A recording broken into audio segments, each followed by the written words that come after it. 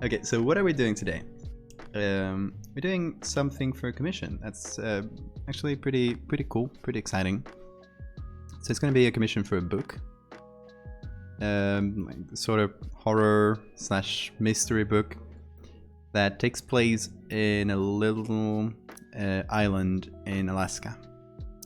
So I've been having a blast finding pictures of little islands in Alaska. It's super desolate. It's super like kind of creepy, just naturally.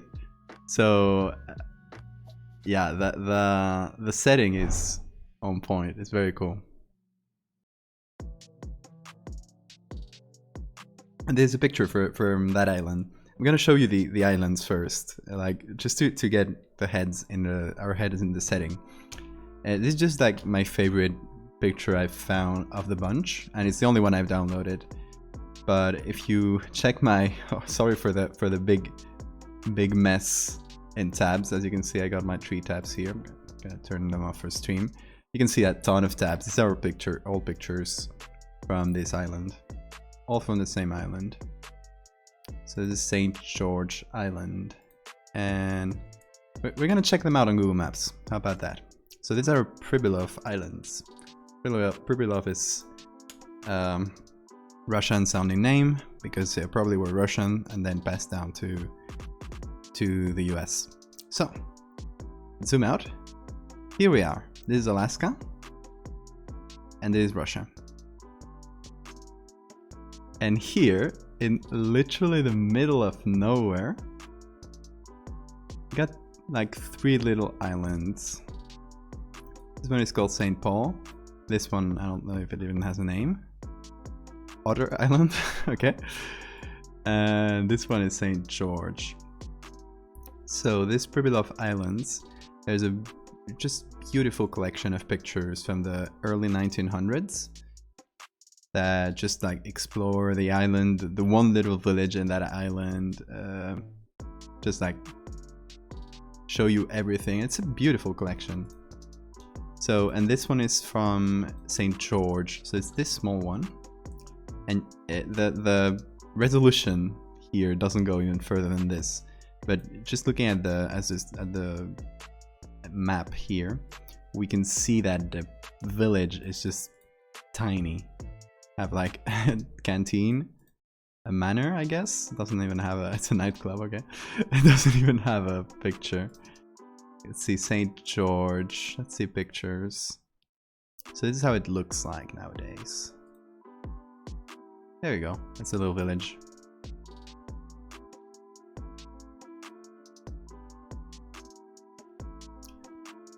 Otter Island better have real otters. I mean, it must be a beautiful place for wildlife. But yeah, very desolate to live in. In any case, that is very close to the fictional island this takes place in. So it's gonna be... Hey Squaw, hope you're doing well. Do they have a Walmart? I don't think so. They must have some sort of store. Thank you, Maul the dog. The Doog. Thank you for the follow. The streets are dirt, which is very interesting. And we can see that better on the other island. Hold on, where is it? St. Paul, here. Okay, so this island just has an airport, and it's the larger one of the two. A road, I don't even know if it's paved, and a little village. And this one we can see better through the satellite. This is like nowadays. There's no paved roads in this place. Thank you, Mao. We appreciate that. Love a dirt road, yeah. And we can see the pictures. I mean, it's pretty lovely. This must be the Orthodox church by looking at the crosses here. So I guess there's some sort of Russian presence still, or at least like religiously. Postal service. Just like look at this place. Well, anyway, this is the modern version. But if we go to the old pictures, we go to... I think these ones are the... Yeah, Pribilov Islands.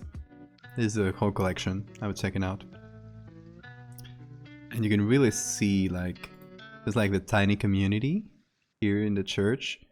Very like mostly native, looks like. But there's some great stuff. Probably be really annoying to make paved roads depending on the climate. That is true, I hadn't thought about that. Remote town of Alaska, I remember that, that's true. I don't think it was as remote as this though. So yeah, since it's between the US and Russia, and the archipelago has a Russian name, but the islands have English names, must be like a kind of a mishmash.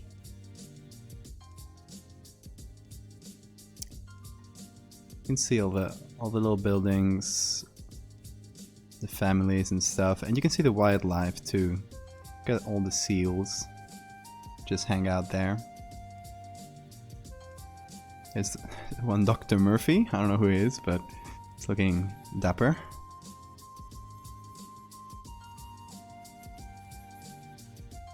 Nice old family. Easter procession, that must be like the whole village. It's wild.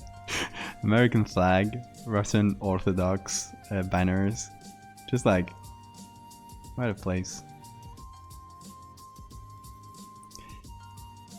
Anyway, what I want is like, I love these pictures of the people, and I love looking at old pictures. I could be looking at these all day, but what we want is a landscape, mostly, or something like this, you know, or the one we downloaded.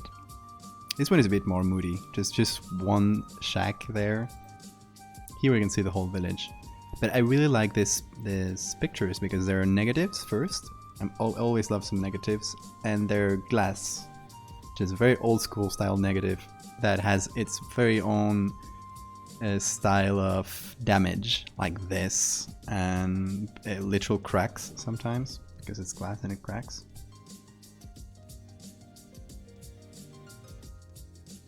I thought they were still Russian until the 1900s.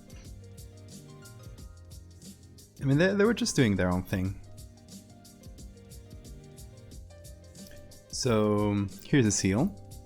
Oh, what a cute little guy. They must have hunted seals, because see, blubbered skins. It must be from seals, or maybe whales. No, this is small. So they must have done some seal hunting over there. Probably some fishing. In any case, we're looking for landscapes. And I'm specifically looking, if we can, for a landscape that is like slightly damaged, because that damage adds some personality to the picture. And what we're gonna be adding is a creature that appears in this book that's called a six-wing. The dash in the middle, six-wing. And it's a sort of angel-like figure with 6 wings, as the name implies, but like very like uncertain, like it's not a lot is known about it. So we gotta shroud it in a lot of mist and a lot of mystery too. Like biblical, but not really, like I don't think the book goes into anything religious. It's just the aesthetic with the wings and stuff. 5 wings. 6 wing will be an extra. That'll be $40 for the other wing. So yeah, I love these pictures. We just gotta find the right one, and for now this is my favorite one to put the winged guy, because we have a lot of sky, we have like a lot of space for it. One's pretty nice. I like the damage here. Here we have the school. Oh, look at the school inside. That's cool. It's very old school. Well, literally, but also figuratively. Okay, what else do we have? A fishing boat. So in the story in the book takes place in the modern day, but there's going to be a lot of like past history of this island. It's a fictional island. In this area, it's called Bitter Rock, and it's like a lot of history, and what we're gonna be doing is like little pieces of that history. So in the early 1900 or even a bit earlier, there's a fishing boat, a Russian fishing boat that gets lost and crashes into the island, and they kind of get rescued by the locals, and then all of them, or a bunch of them, disappear.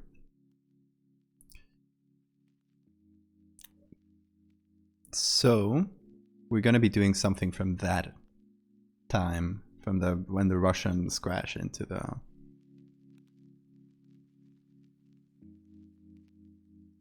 Lots of cool interiors. Oh, here's a butchered seal. I'm gonna open that. I don't know if that's very nice for Twitch. Okay, here is another one, and I forgot them open over here too. Here's a whole collection, but I just opened the ones I liked over here, as you can see. I just gotta reload them, but... So these three are, I guess, where the boats landed. It's very, like, squalid. It's very decrepit looking, but it's a nice place, and it could be a nice place for our creature too. What I don't love about it is that it's very low angle, just pointing down, and if I want something that's flying, that's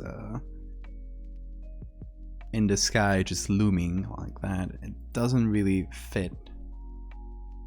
It's also not huge. It's not like enormous, impossibly large kind of figure.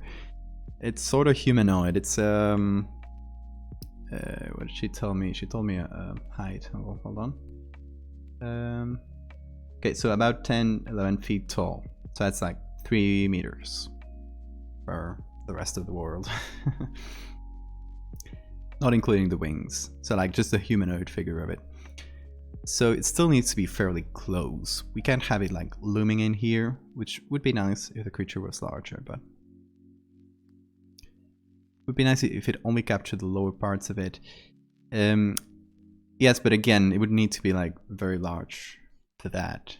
If it's only 3 meters, we need to sort of tone it down in that. I mean, we can put it like floating here. Okay, I like these two more. They're just more moody. These two are pretty nice. I don't know if they're just flipped. Yes, they're flipped. They're not the same picture, but just from the same angle. Just one on the other flipped. Hey, how are you doing? Henge or Henji? I don't know. Whatever, however it's pronounced.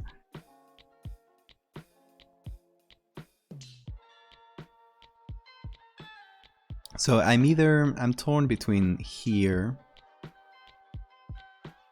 and here, just in the sky. I guess we could zoom in here. Since it's only 3 meters tall, this could bring us some sort of size comparison. Could have it just flying here.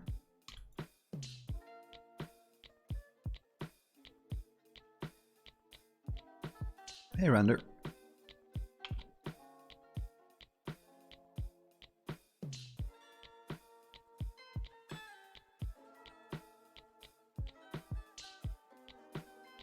Yeah, I know. I recognize the name. I just don't know how to pronounce it. Okay. Take out a few more pictures, because we got a bunch.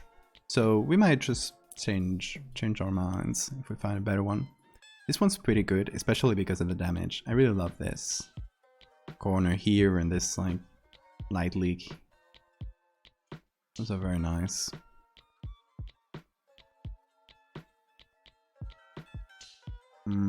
This one's more from a lake, and there's some trees and stuff, so I don't think this is the right atmosphere for this kind of desolate island. And this is something we're going to be doing later. We're going to be doing stuff with Arctic terns, which are kind of bird. that live in the area. This one's pretty nice too. It's fairly similar to this. It has a nice bit of damage. It's always pointing at houses though, which does make sense because houses, I mean, it's like a survey of the islands. Yes, squad turns. Your direct enemies.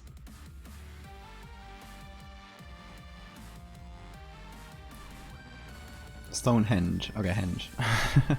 Got it. And we'll see if the island has a street view. It doesn't. It doesn't, unfortunately. I actually could go here. It doesn't have any place to drop. Actually, it doesn't have any picture in the whole island, I think.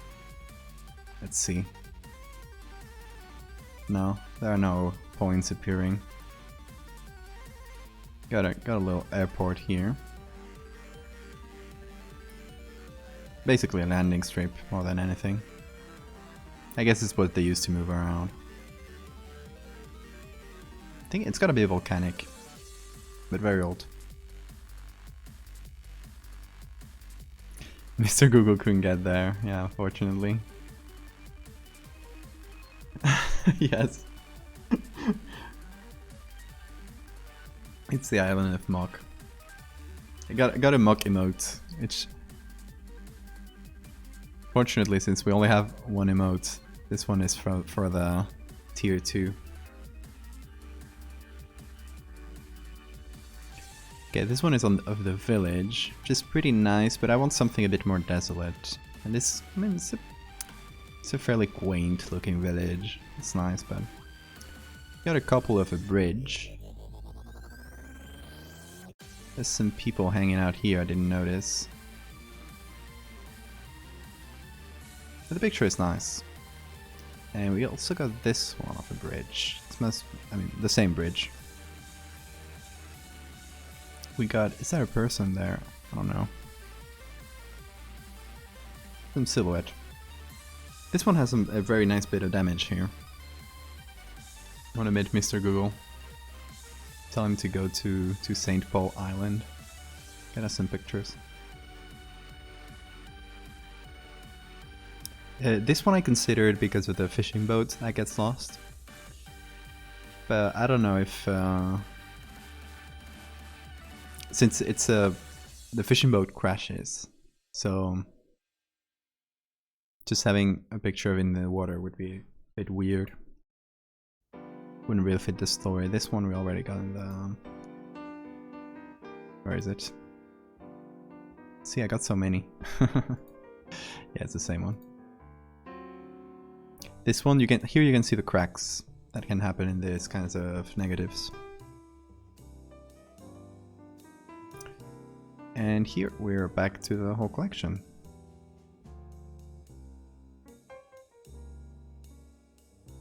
Got a religious service, an American boat. Is this one color? I think it's just tinted by age.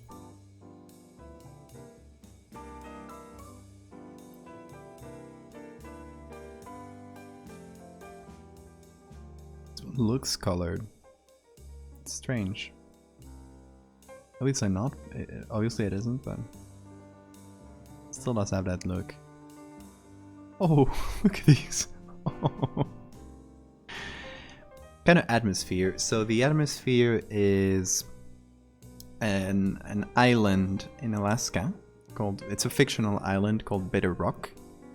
But we can imagine it would be very similar to this island we're looking, which is called St. Paul, which is like over here, kind of in the middle of nowhere. Kind of Arctic, no trees at all in the island, very desolate. You know, dirt roads, only a handful of buildings. Early 20th century or late 19th century stuff. That's what we want. And the creature, it's called the Six Wing, and it's a sort of angel-like creature with 6 wings. And it's like about 3 meters tall. So that's what we gotta replicate. Thanks, Kvorsi. Or however that is pronounced. And it's kind of unclear. Like, I don't want to make it too clear as to what its nature is. It's gonna be more of a silhouette kind of thing. Silhouette in the mist. Still, it has to be a pretty striking silhouette. That's still cool. Look at all these. I love it. They're just hanging out here. Bunch of seals. And here is a very horrifying creature that is absolutely real, called the basket starfish. They're the fractals of nature. They're very cool when you see them alive. Here, art men receive news of peace. 18. Okay, so this is like end of the First World War. I don't know if they were fighting anything there, but yeah, just celebrating. Showing off their guns. I love that.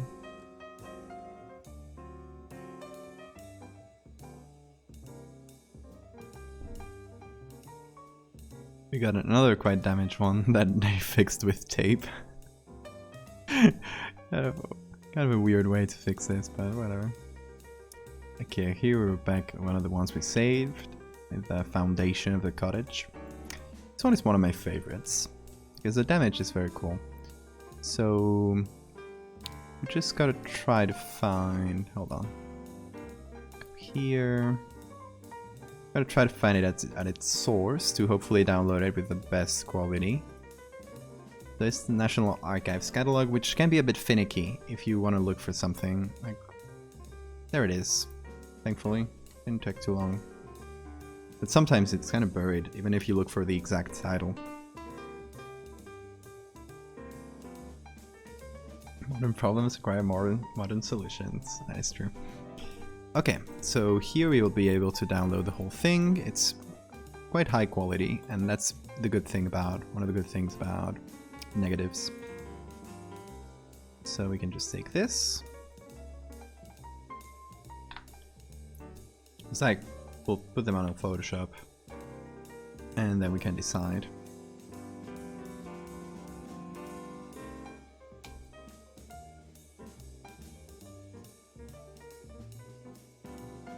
Gonna close the ones we have already. And I think these ones are also very cool. This one especially, because we have like a wave coming through. So let's see if we can find it. Also in the National Archives.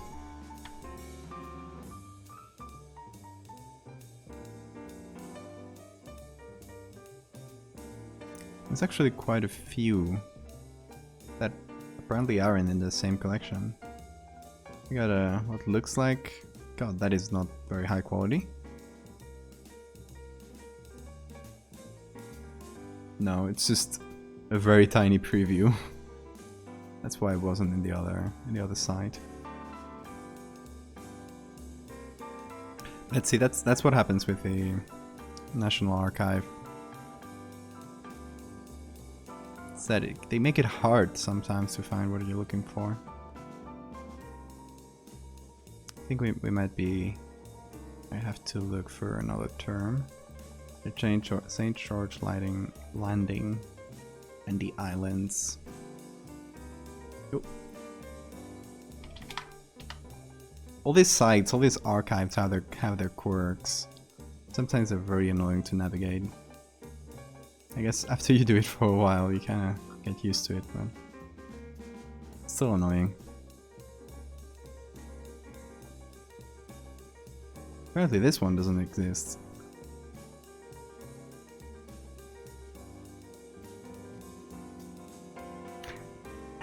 Hey Imp, you come in and already put money towards points towards the VTuber thing. Okay, so since you guys unlocked the gaming stream thing, which we did on Wednesday, the VOD is gonna be up for a couple of weeks, I think.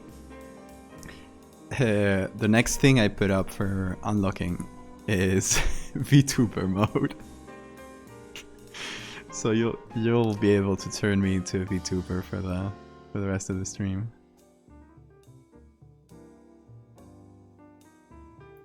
And just for this, I learned how to make myself into a VTuber. There they are, finally. I made myself a VTuber avatar. One of those free programs. I didn't put that much effort into it, but it's pretty cool. VTuber. Oh, you missed the gaming stream. Well, you got the there's still a gaming stream reward, but as an individual reward, and it's cheaper than before. Because since I already have things set up, so it's not such a bother for the next time. Okay, so here we got. Finally, we found the picture, and let's see. Quality, nice. That's very good quality. Got a lot of those scratches, which are beautiful. And let's see this one. Same thing. In that they're very similar pictures. Let's just save them both.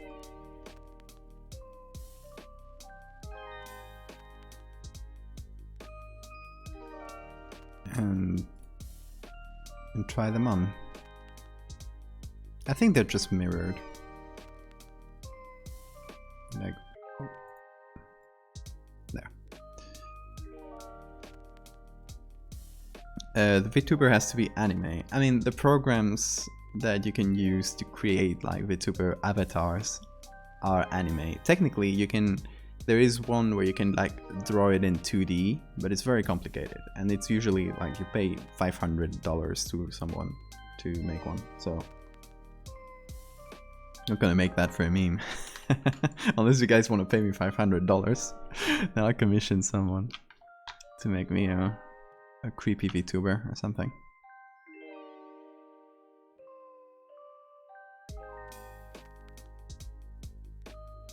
But yeah, so far it's an anime boy version of me.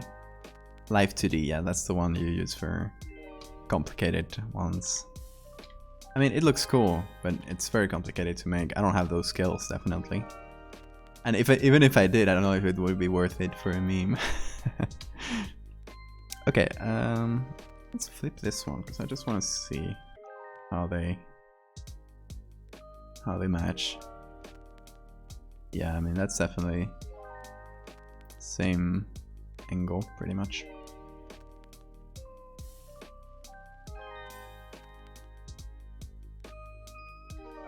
I wish I had the skills to make a squad VTuber. Hey, thanks for the subscription, Quasi. We're on our way to second emote. Really appreciate that. Enjoy our one emote we get.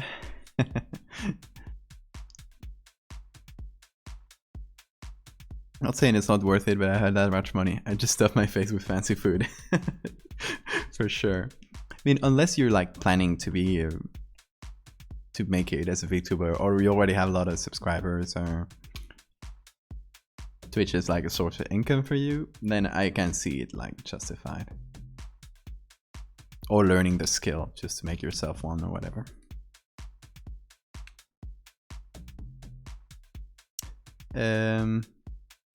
Yeah, the VTuber commission supports someone. That's true. And there are very good artists that do it. Okay, so let's sketch. Let's get out our little pencil. There we go. And let's try to figure out where we could put him. So this guy is 3 meters tall. I don't know how large this is exactly. I don't think it's like too obvious, so we can get away with a range of sizes here. And we got to do a silhouette, right? So I'm just gonna make a silhouette and kind of place it around the different pictures and see what we get. We're gonna be adding a lot of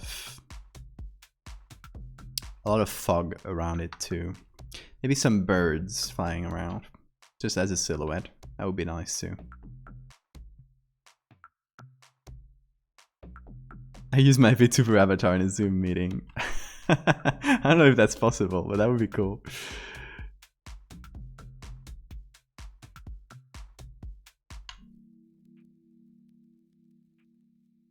Kind of want a very angelic posture with feet hanging out like this. It's not gonna be a very good sketch, but I just want like the idea of it. Right, so something like this. Maybe the arms are extended. It has that angel aesthetic, so.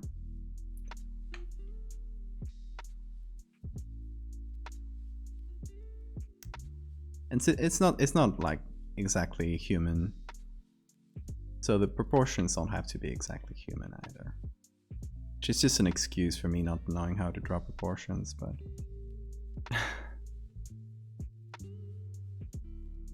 Cat Lawyer is the best Zoom VTuber. True. We can't beat that. I thought about becoming an ugly VTuber. Because that's if you can manage the and you have the skill, like Imp is a fantastic artist. You definitely have the skill to draw it. You would just need to learn that program, that Live 2D, and make that work. But if you can make that work,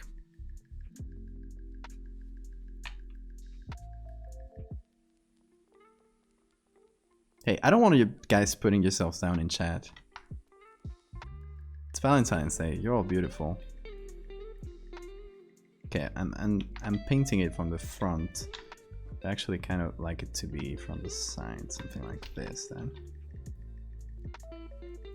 Not great proportions, but just a test. 6 wings then.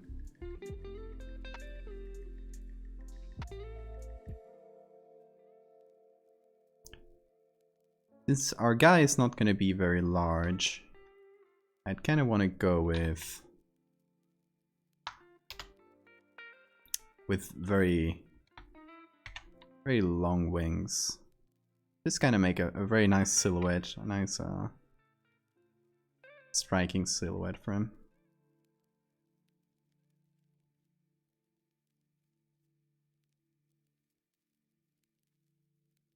You're fashionable, not ugly. See, Aethers is helping out. Hey Queen, how are you doing today? It's Valentine's Day, so I say anything to your boyfriend. I mean, I jokingly mentioned it to my girlfriend, and she laughed it off. We did, I don't know. Valentine's Day in Spain is not really that much of a thing.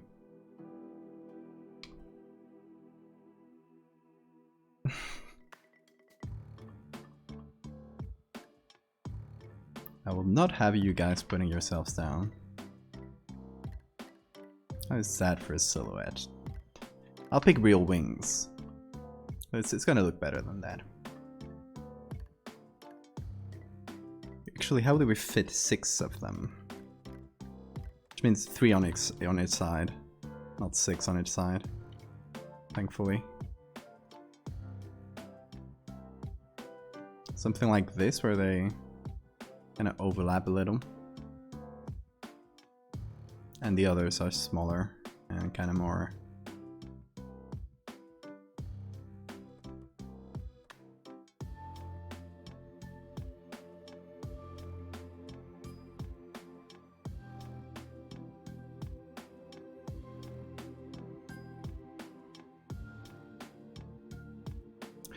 What's the name of the angels that have 6 wings? There's one type of angel that does, right? Got some good samples of petrified wood. Nice. That sounds cool. Yeah, Shumal, we're doing angels. Ophanim, yes. No, Ophanim was the one with the eyes. That's Dave. That's our boy Dave. Hold on, I'll show my boy Dave for anyone who doesn't know it. And if you don't, shame on you. Now you'll know though.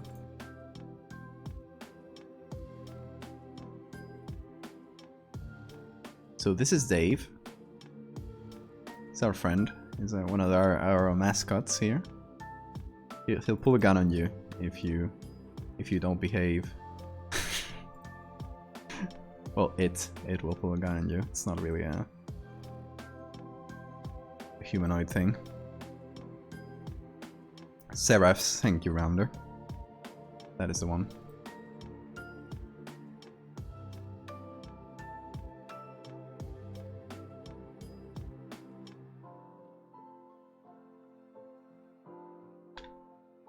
And we want to go. Oh.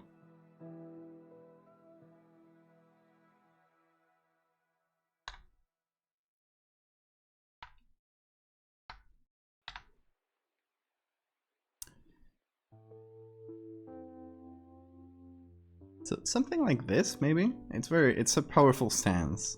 I don't know if it's too powerful. I prefer to meet the Lord. Maybe the upper wings, I'll have them don't overlap as much. Just so the 6-wing part of its name is really left clear, you know? Maybe they do something like this instead.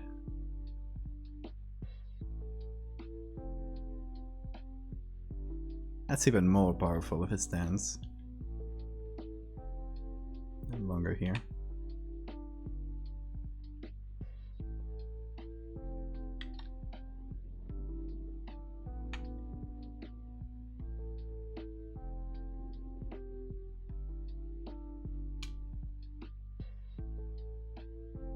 It's, yeah. Just aggressively posing at us. Anyway, the silhouette is not what matters the most here, like how exact it is. Since we are going to be shrouding in a lot of mist, so...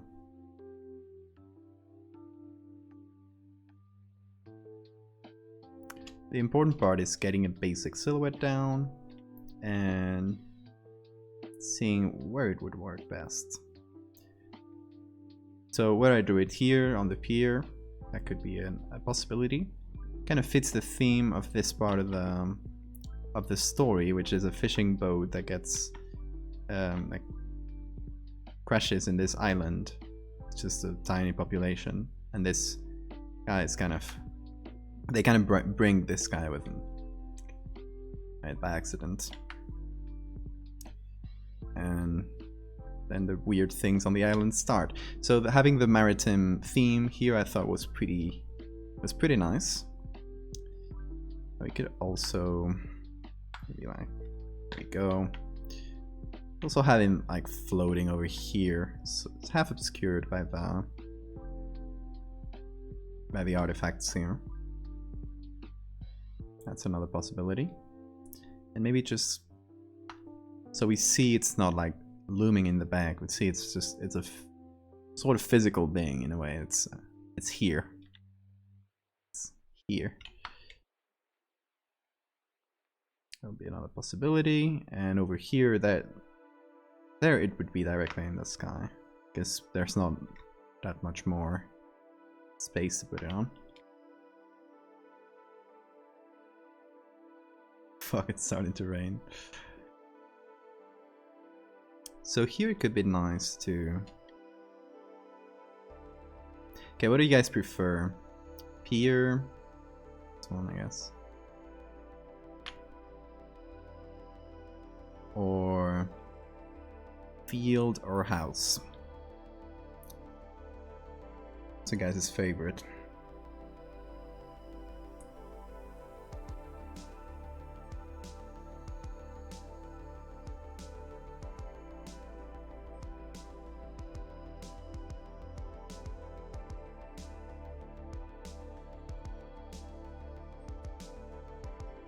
I'm kind of in between these two, house or pier.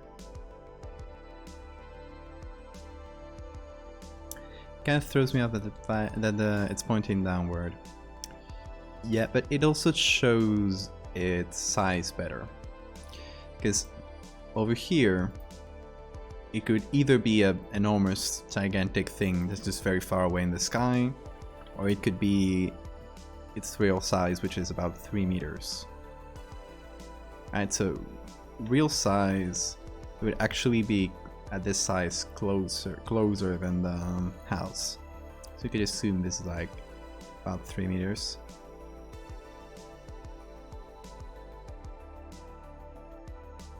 So in this case, it would actually be closer to the camera than the house.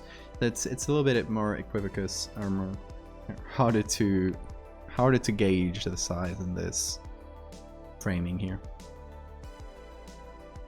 Is it gonna face the camera? I guess so. Since he's disappearing people, it's making people disappear. We can assume this photographer is the last thing it saw. Or it is the last thing he saw, I mean.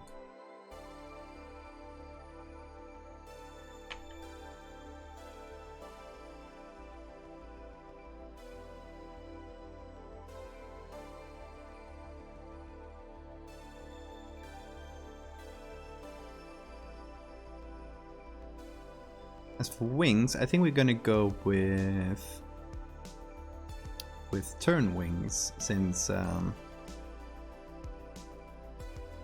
Arctic terns, I don't know if I'm pronouncing it right, ERNS, are very important in the story and in the island. It's kind of a sanctuary for these birds. So I thought maybe that could be nice to do turn wings for him.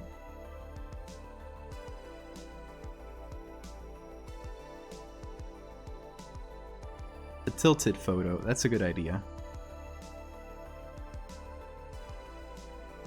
Let's see.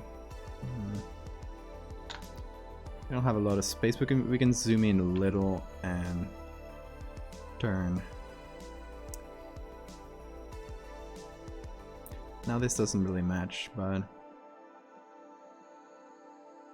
oh, gotta make it larger. We run into the edge here.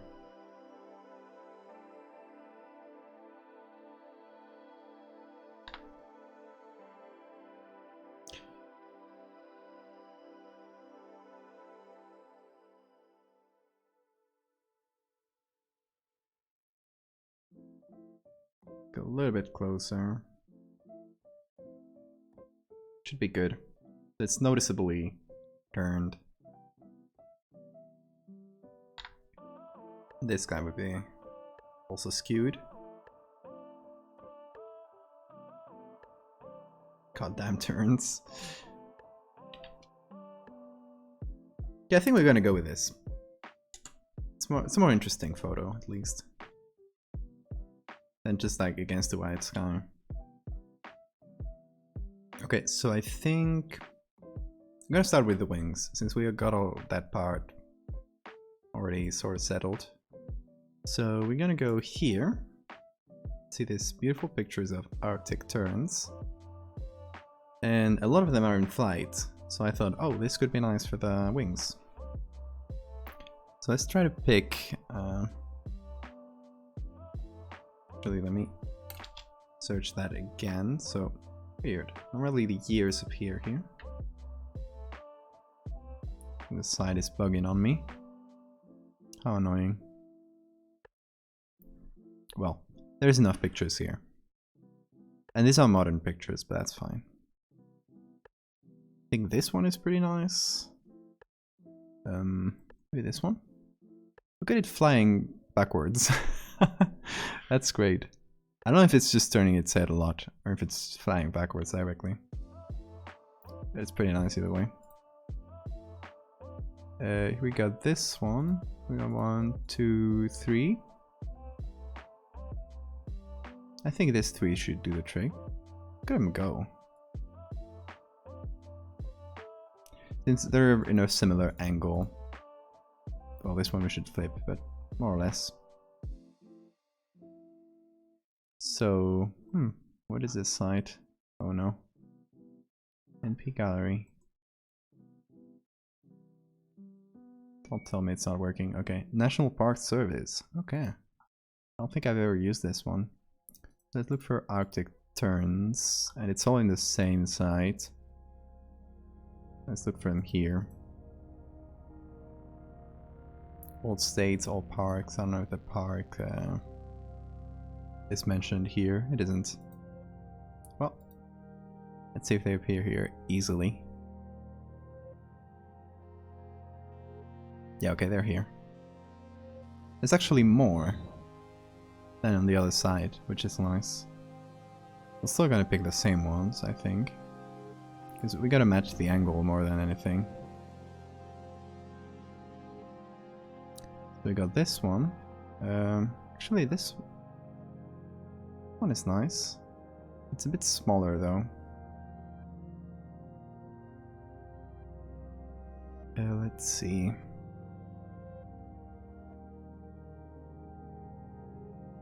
What's the other one? Look like this. Oh, there it is. Okay. Just to check. Copyrights. I mean, if they're on here, the copyright is public domain, so we're safe picking them. Okay, let's pick. These are not very large pictures, unfortunately. But I think we're gonna be fine either way.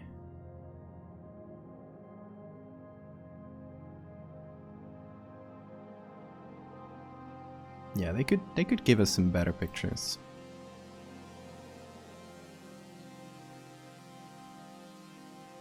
Refuses to say those wings are good. No, it's but turn hater. Okay, this one might be the hardest to work with, just because of the size, so we'll see.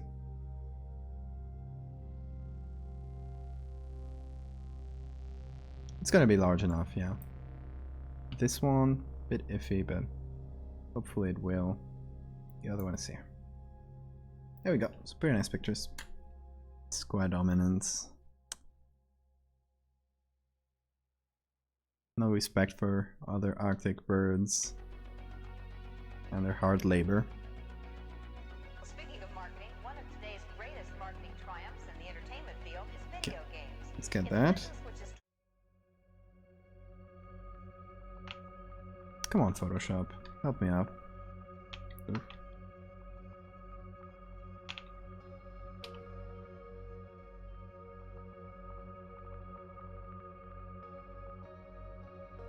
Okay. Let's fix up that edge.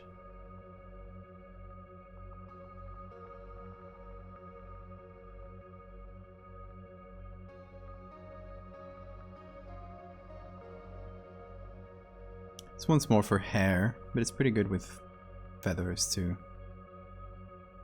Not perfect, but it's decent list.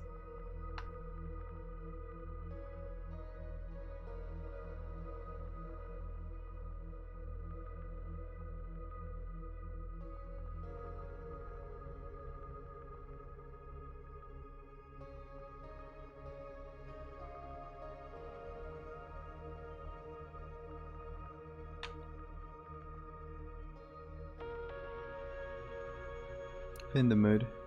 Okay, you have fun.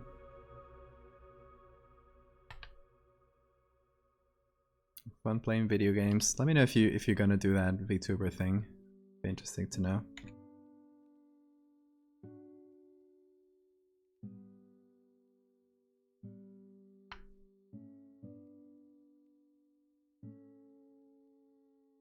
Okay, this one's gonna work pretty well.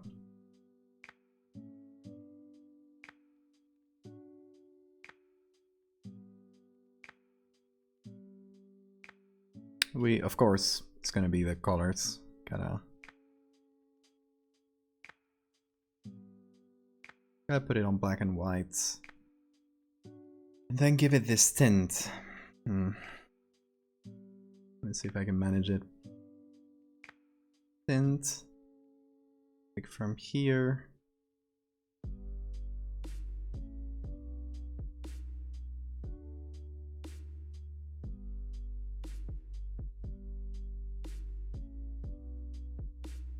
That more or less does the trick. Let's skip it on for now.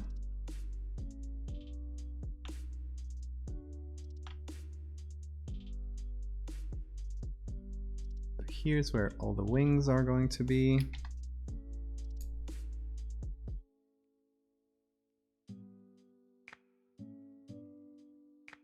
And I think I'm gonna separate these two into two different layers. I'd like maybe these two to go be the ones in the bottom. These are more bent, I guess. So I'm gonna separate these two, Control J. And same thing here.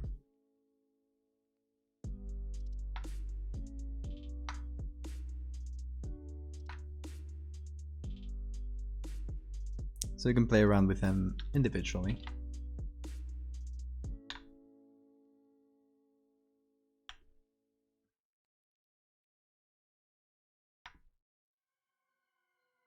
Maybe something like this.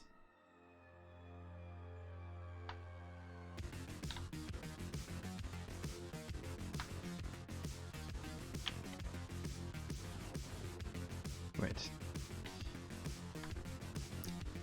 I should change the size of both of them at the same time. I don't want to be stupid. I have to change each size individually and then try to match them again. That would be dumb.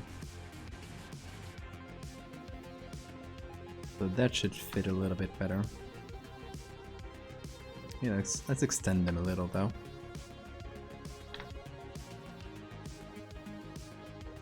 Something like this, maybe. Then for the next one, let's see, this one's could be the ones on top. So let's make it larger if we can. See, it's not gonna be a great quality, but I think we can make it work.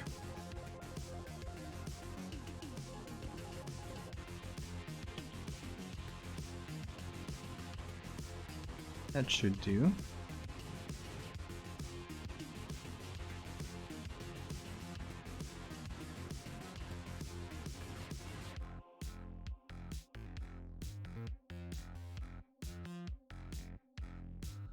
It always has problems with the top of the wings here.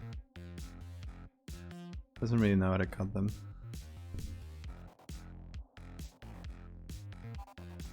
Telemedical fact. Okay. But I didn't have it open yet today, forgot. Okay. Do you know what spontaneous human combustion is? It's a thing that apparently happens where someone just catches on fire randomly. It's kind of unknown if this is a real thing or not, or if those cases are overlooking maybe an unknown source of combustion. But it is true that on occasion, some people have just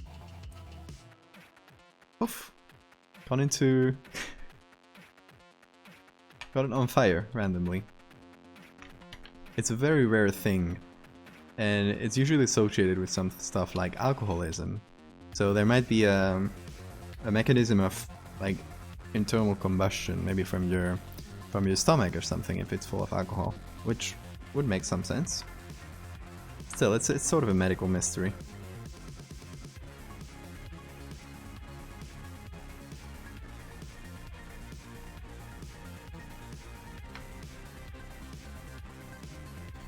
There was an X-Files episode about this, really, I didn't know. I just poof, went into flames.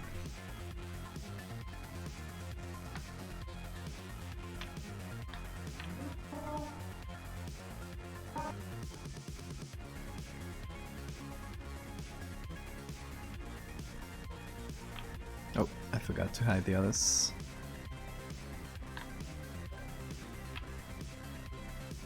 Okay, this one's could work for the top.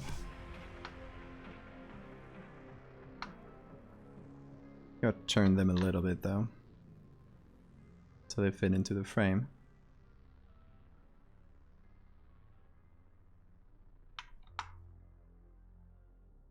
Gonna have to take care of some shadows too, like these and this. Don't make a lot of sense in an overcast day, but we'll get to it. Wait, did I just make one larger without making the other?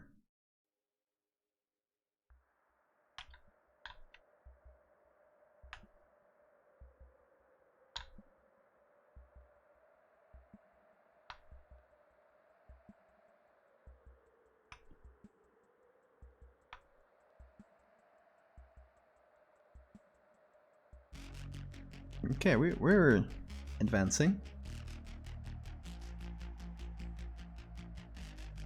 A lot of mystery shows. Really, I haven't seen the Bones one either. But I never followed that show very religiously.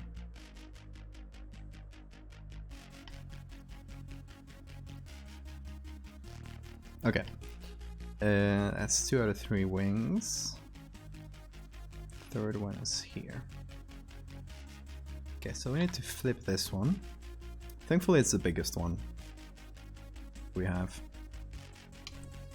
And it should be also fairly easy to cut for Photoshop.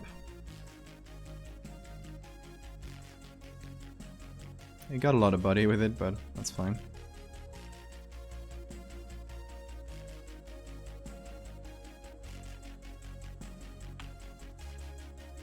Here we're gonna have to use that hairbrush.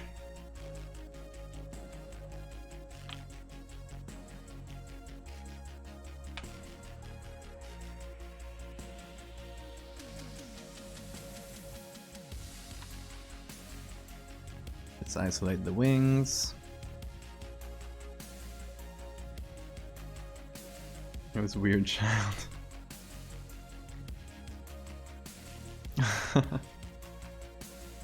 I used to watch Bones quite a lot too, because it was on TV all the time, so ended up watching a lot.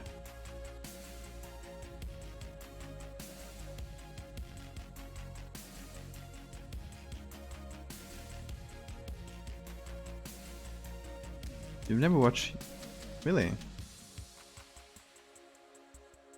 That's a classic. You can't not watch that. AXN as well? We did, but it wasn't something I watched that much. What is the name of the channel? I don't recall.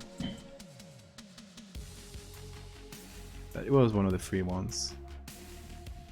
We never really had cable TV.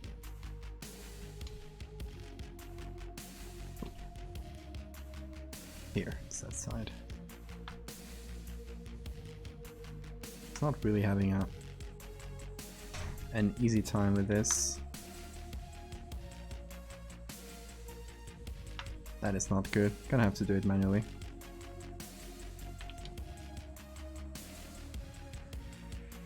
Let's just expand a little bit.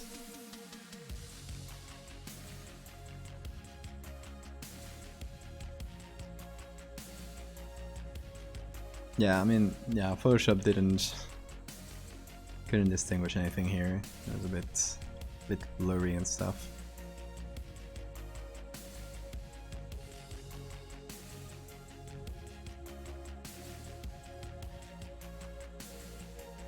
Doctor Watch Bones.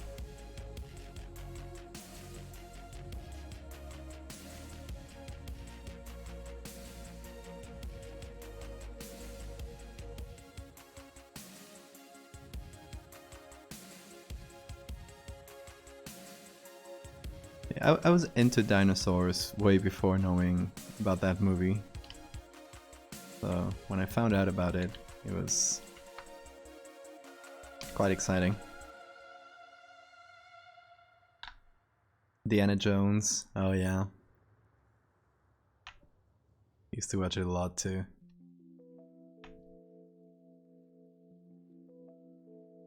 Oh, I think we got a little bit of bird here. Get out.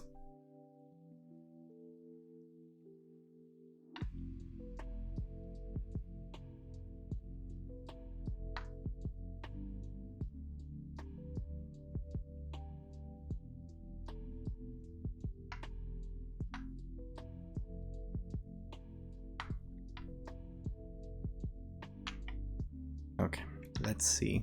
Where do we put this?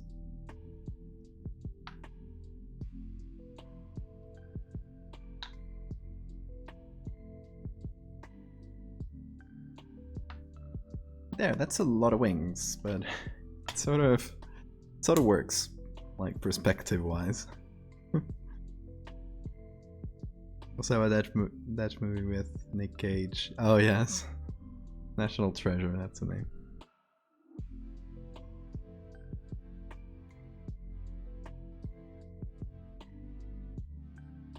Okay, let's see here. Yeah, I think that'll match more or less. We'll probably have to make some adjustments, but still.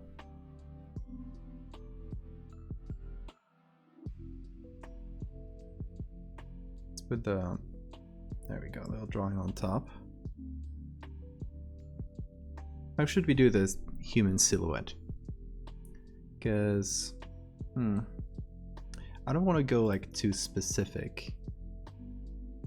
So she sent me some extracts from the book. Things like the Dark Angel was a hole in the world, the shape of a man. So I kind of want to go like very like shadow-like with it.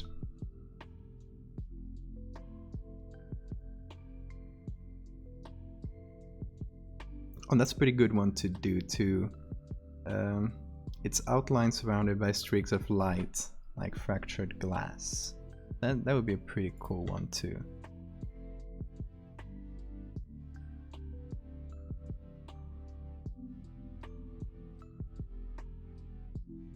Journey to the Center of the Earth. The movie or the book? I don't think I've ever watched the movie. I know there was one, but... And the Mummy, maybe bisexual. I love that. Mars Attack was great. It scared the shit out of me as a kid when I first saw it.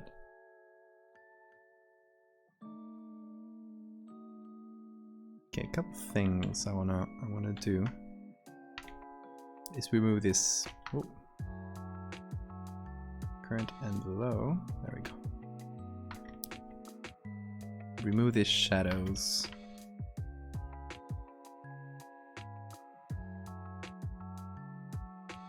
I think just a very generally soft lighting on the wings.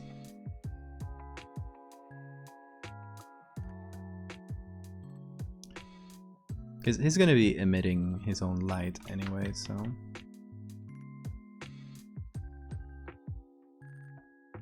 Just gonna remove all the hard shadows here too.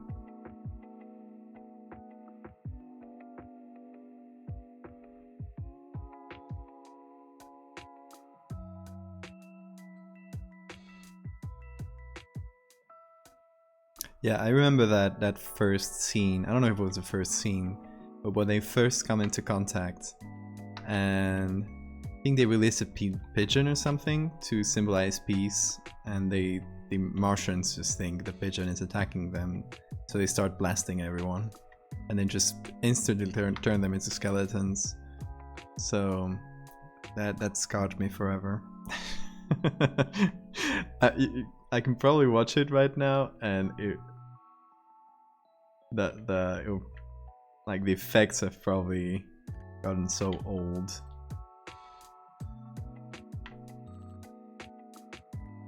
But still, it would be funny.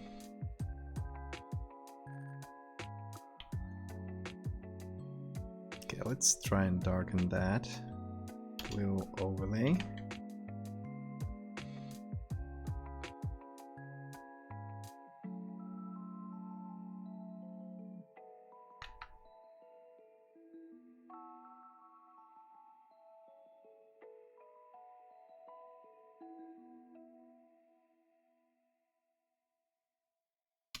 There's probably some parts of the wings, like here, that I'll need to reconstruct a little too.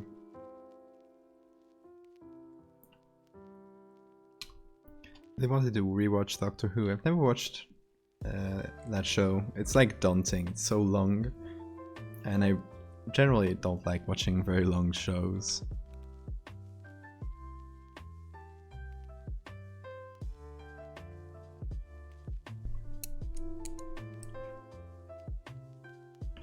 Okay, so for this silhouette, I think maybe we could just get away with drawing it, to be honest.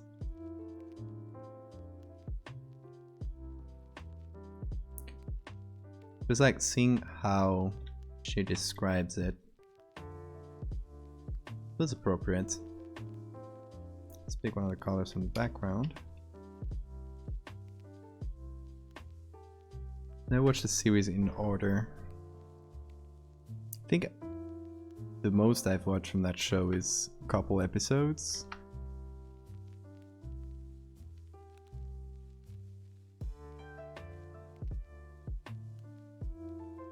Oh no, it was so confusing. There's so much lore in there. It's just hard to make sense of anything. So I'm just drawing a silhouette for now. Then we'll kind of fix it up and try to make it make sense with the wings.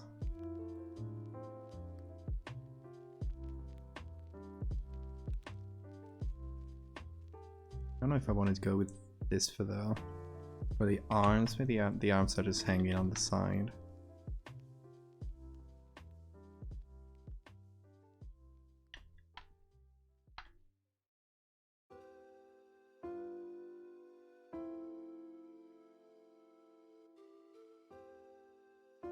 It's ungodly long. Yeah, I think the ones I watched are the 2000s episodes, you mean? It just didn't really catch my attention.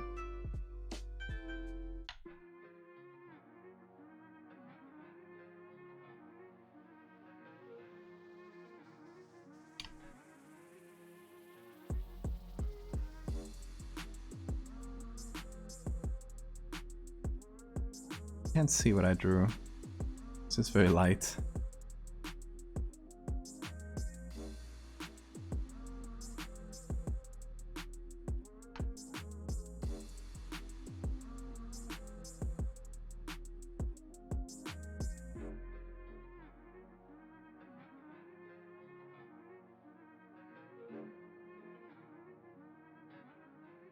Fill that up.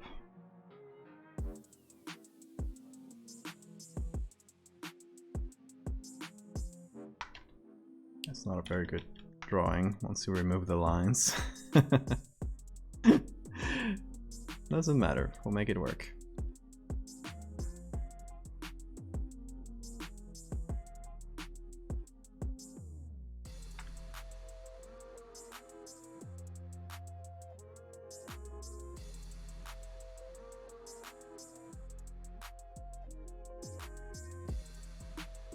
It's the kind of thing where I don't feel like I have the patience to pick it up.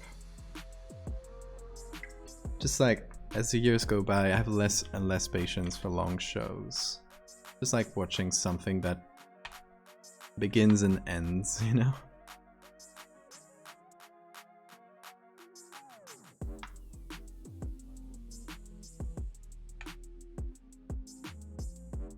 And I ended up tuning out most of the long stuff.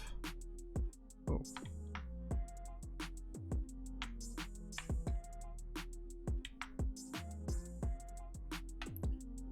So I want it to be very like silhouette-y. I don't want it to be like very just like recognizable enough as a human. I don't want it to have like a very specific shape where you can distinguish anything too clearly. Let's go with the extended arms maybe.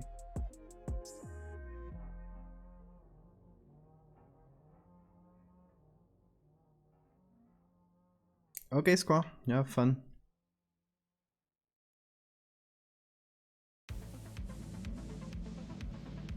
Black Summer, I haven't seen that. 8 episodes.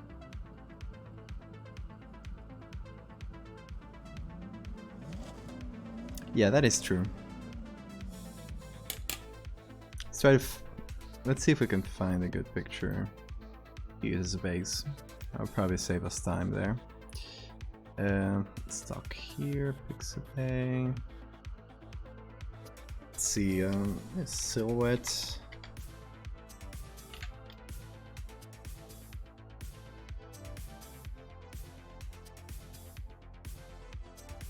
Speak a baby. Some of the surfboard.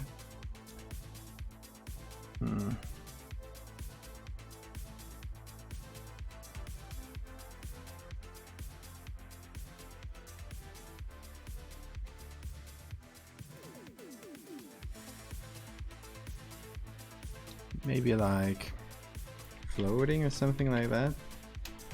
This. Maybe just some guy jumping that we can use. I have a cute penguin.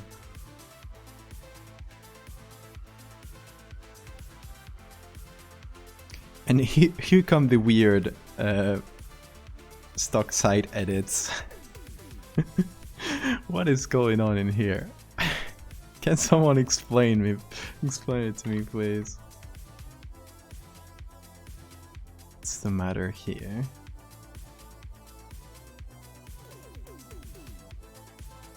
It's the face, it's very creepy. Okay, nothing for floating. Let's go back to our previous search. Remind me to save, thank you. I don't think I've ever even named it, so yeah, it's untitled.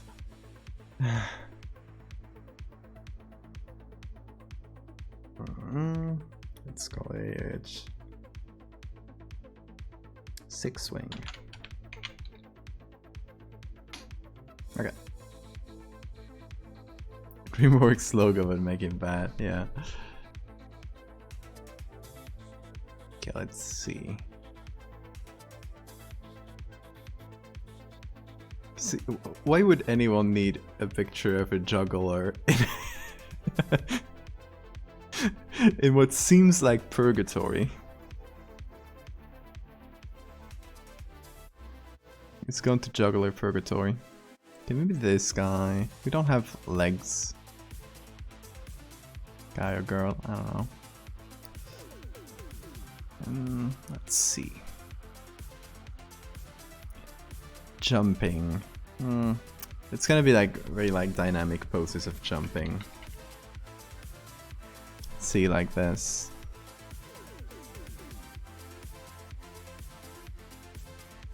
This cute dog. Or jumping spider. Not really anything we can use here. I do love a jumping spider though. They're so cute.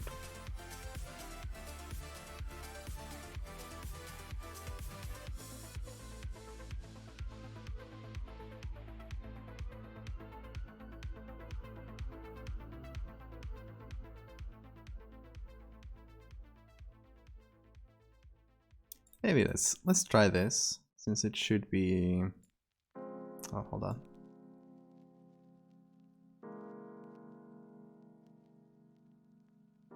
Guess it doesn't remember me or my account.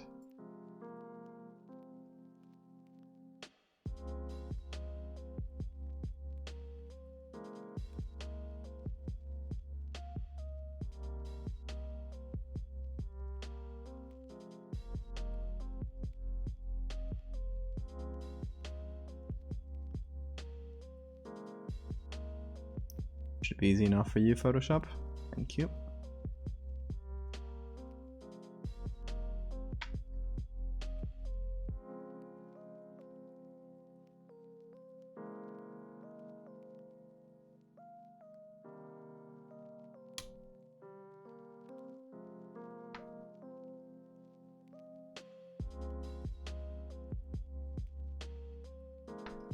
We're not going to need anything too specific.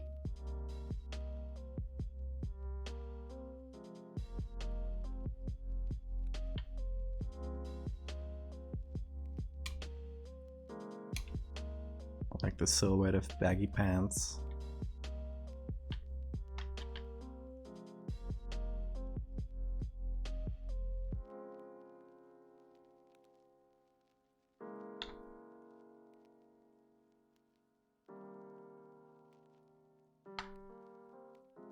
Maybe let's apply layer mask.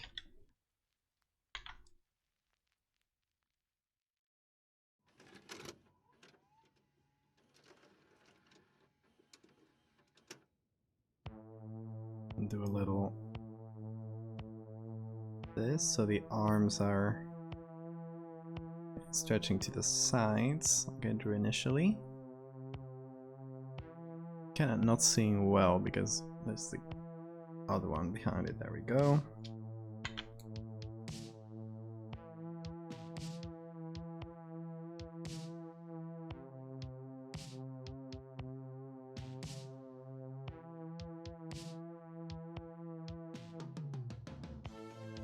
Okay, hold on. Let me get those armpits looking right.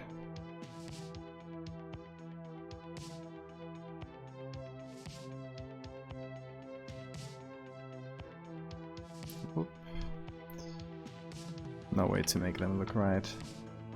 I have to do it manually, it's fine.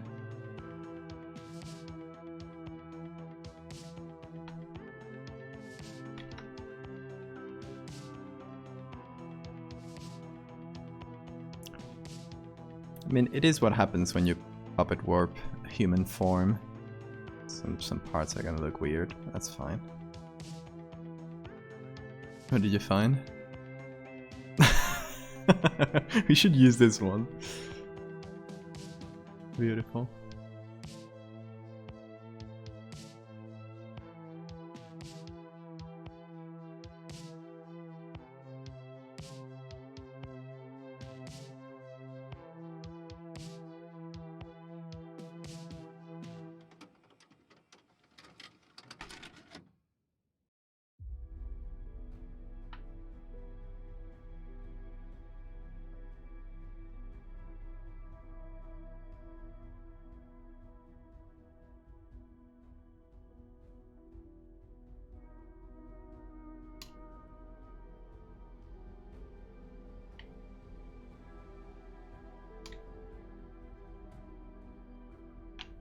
Still a bit weird there in the arms, but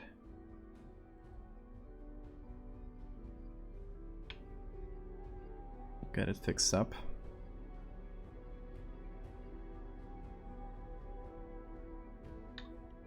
Maybe the wings are too big for him.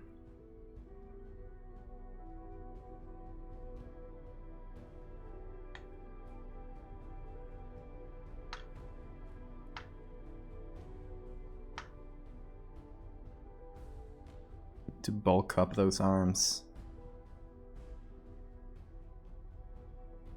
Looking like a twig.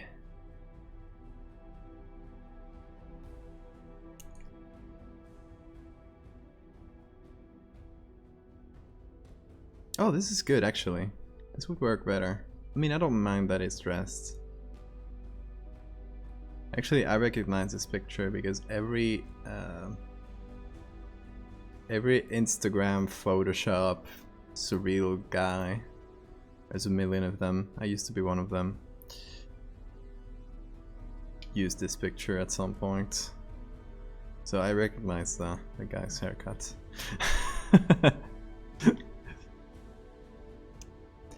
See, there's a thing about the Photoshop Instagram community is that they're not very original. So you'll see everybody using the same pictures. This guy's also looking like a twig. If you're gonna be a stock picture model, you like bulk up a little bit. I'm kidding, but I'm gonna have to bulk him up. Or not, we'll see how it looks.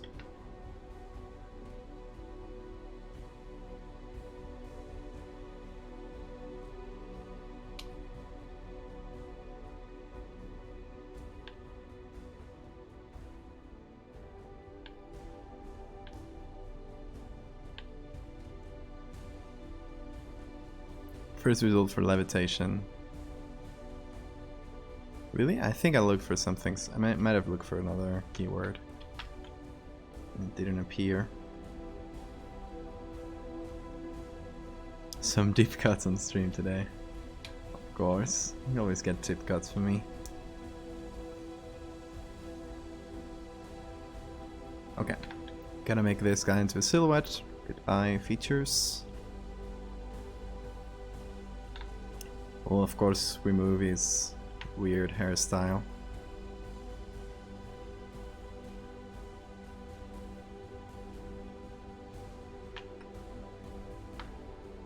That should do more or less. At least we got a full like human figure with legs and stuff. So that'll help. I'll try to remove some of the folds from the clothes.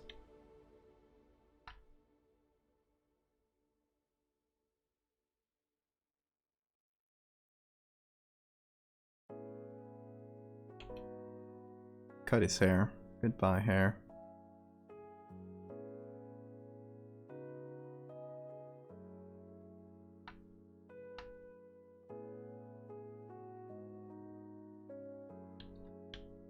Oh, there we go.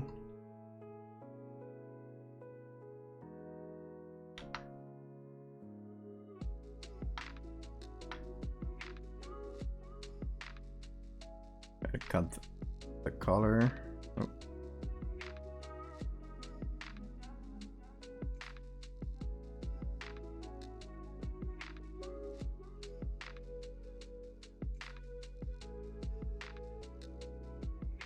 Lots of folds here.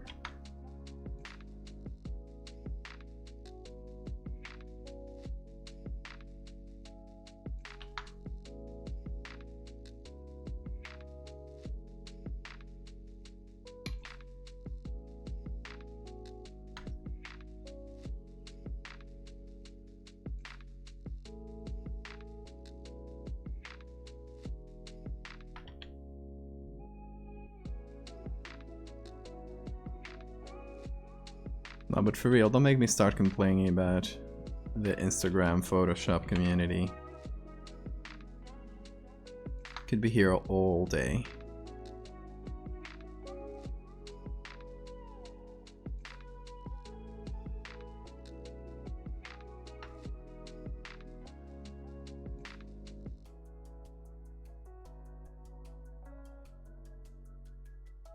Yeah, it's Instagram in general, that is true. Oh, not this.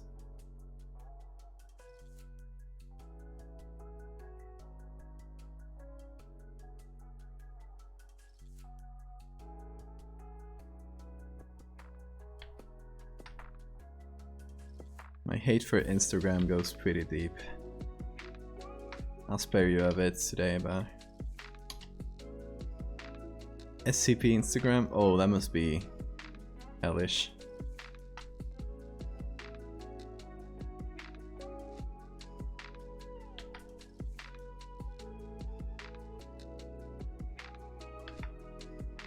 Come on, say those things. This is a safe space for blasting Instagram.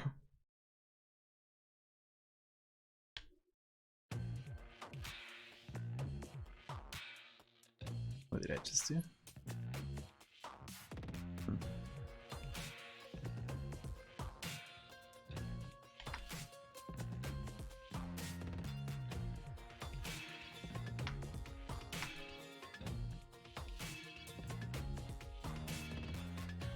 We love hating it, of course.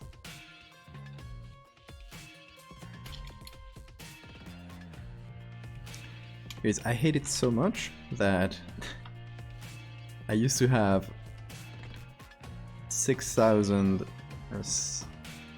more or less 6,000 followers on Instagram and less than 100 on Twitter, and I still moved to Twitter and like restarted from scratch there. Also, they don't like my horror stuff, so I do have a lot of followers there, but they don't really care about what I do anymore.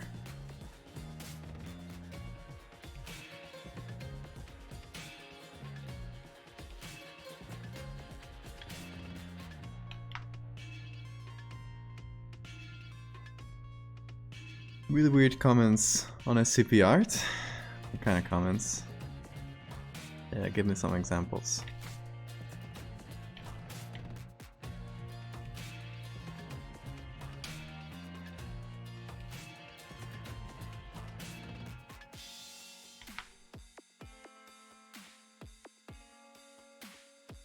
Okay, this is a better silhouette to just play around with.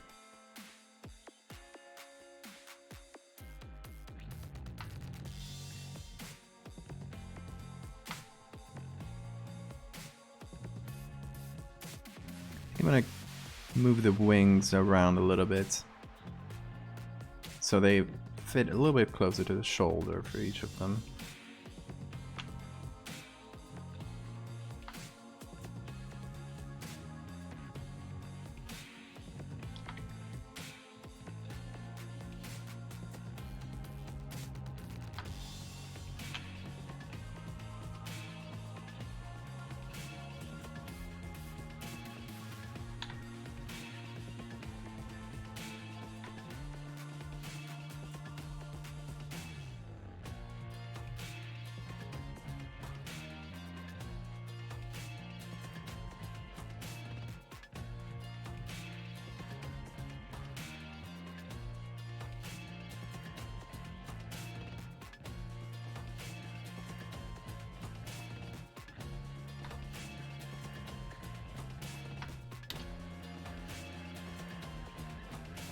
Those people asking you to draw. Of course, that had to be it. I hate it. Why do people confuse Siren Head and SCP so much? I get that they're both popular internet horror things, but why is it always those two? It's crazy.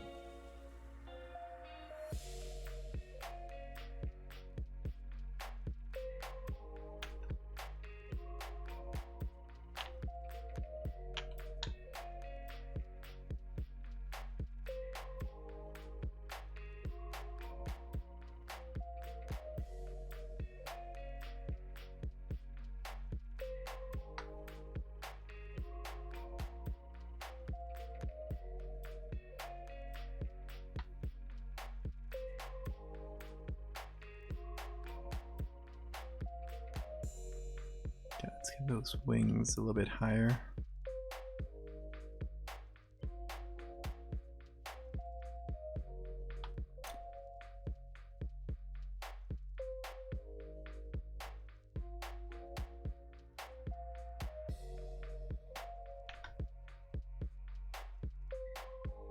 That should be better. There's a YouTube content farm that makes Fortnite videos, and I started doing SCP videos. Oh god.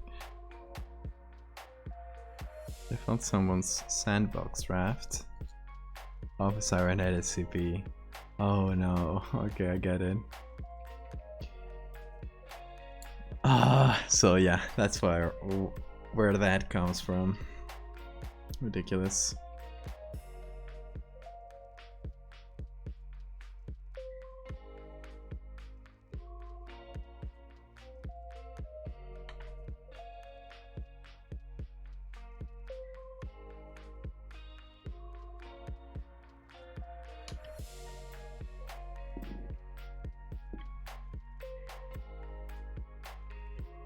Everyone hated that, yeah. I get that. Okay, let's do a little outer glow in black and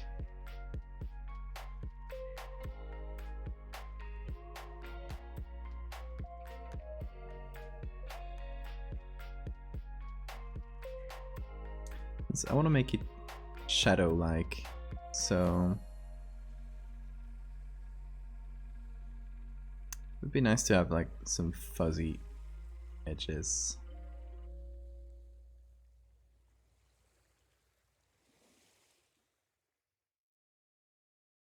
Everyone hated that. I can imagine. Not fun for Trevor, not fun for anyone in the SCP community. It's like terrible all around.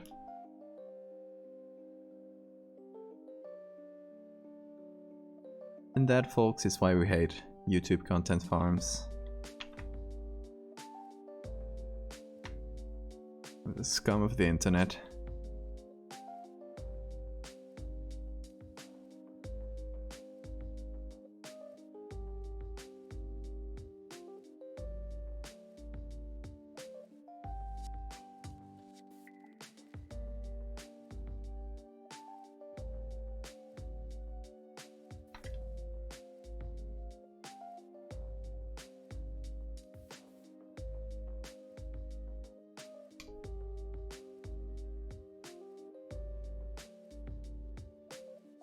Yeah, just like yesterday or 2 days ago, Trevor posted about something about people reselling t-shirts and plushies of his creatures without his permission. It's just like disgusting people.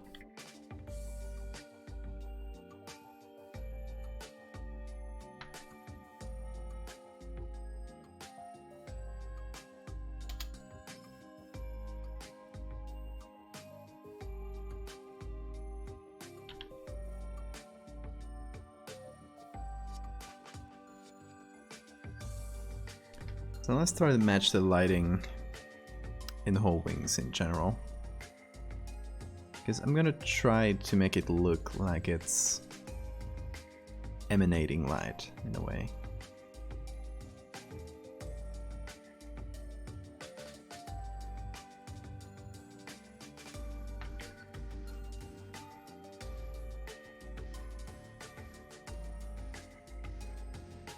I'm just getting some soft light layers, just painting with light. Pretty standard. Just trying to match one wing and the other.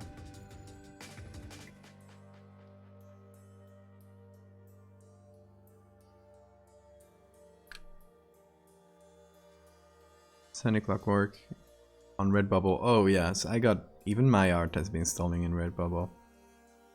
I'm not even like anyone you can consider big.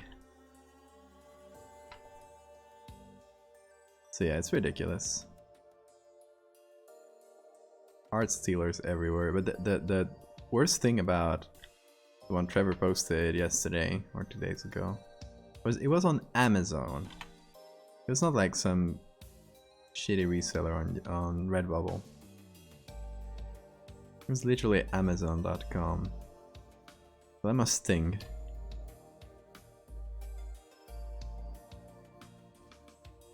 Gonna go a bit overboard here.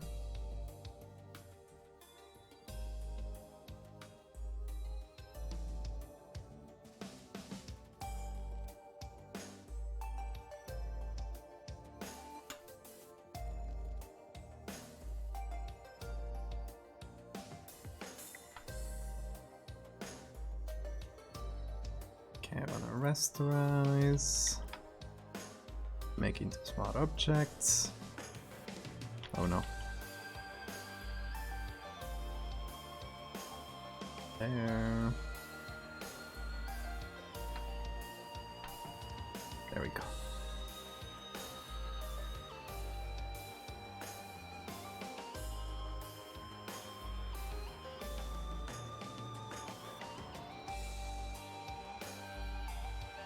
Let's see if I can lower the arms a little bit.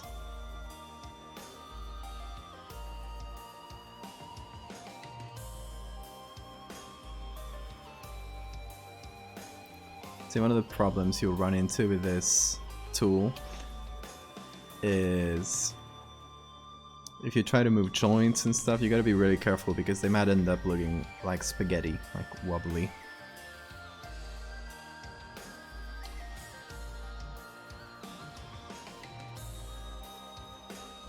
Okay, we're gonna add that black and white here, so there's the tone is conserved a little bit.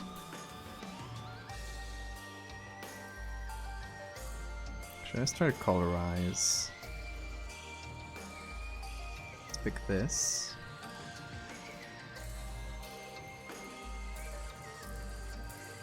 Something like this.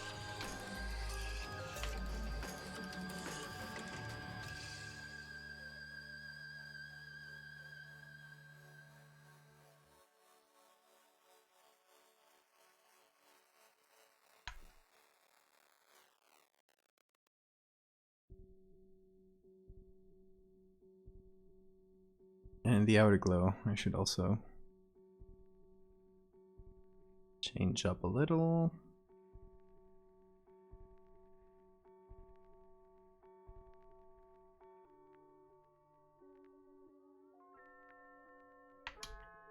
Let's see. Okay, this needs to be darker.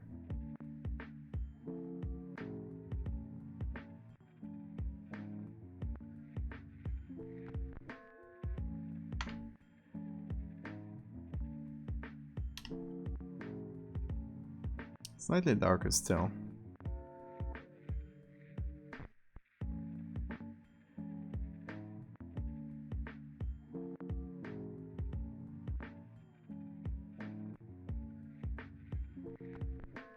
Hopefully that matches.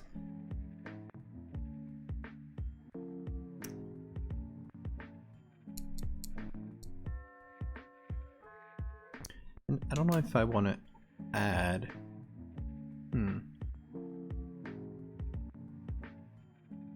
Let me think. So if I re-add this guy without that hue saturation thing, just apply this. Layer style. And copy the puppet warp. There we go. Okay.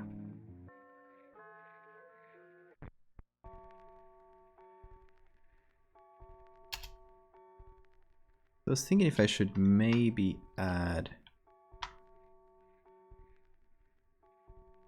like a very dim, because then we can see his clothing and stuff.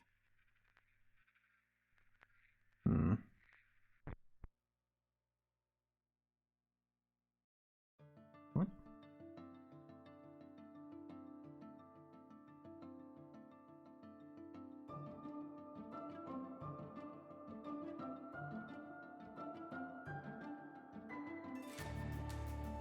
Topic of SCP Instagram comments. People insulting the artist. Gosh. That is creepy. Levitating Chad.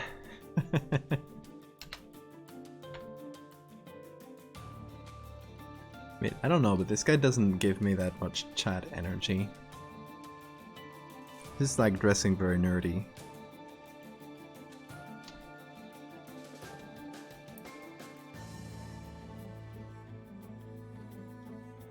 What I want to do is kind of... what if I...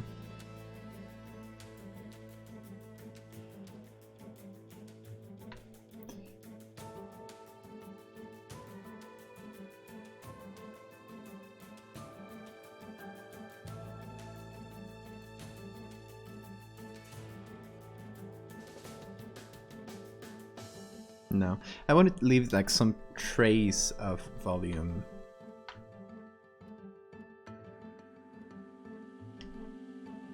So you can still like maybe make out a little bit of face or something.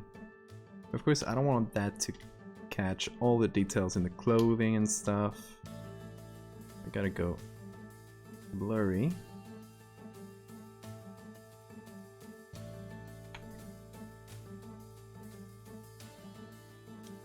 Maybe we go with overlay.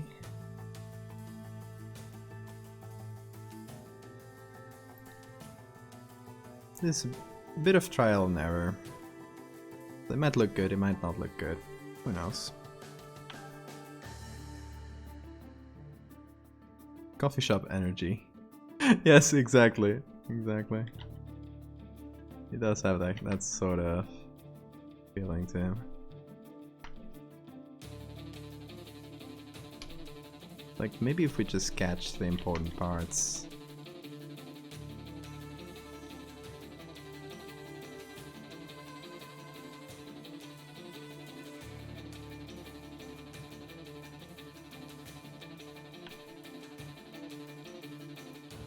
It's not like he has a lot of detail in the sweater, so...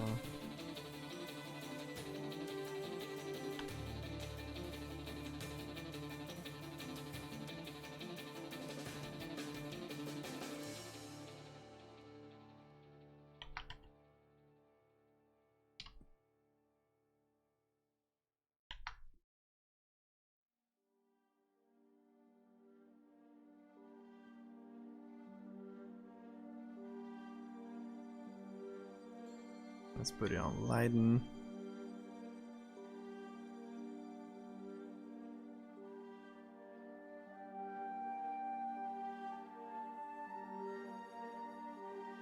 Also draw a little bit manually.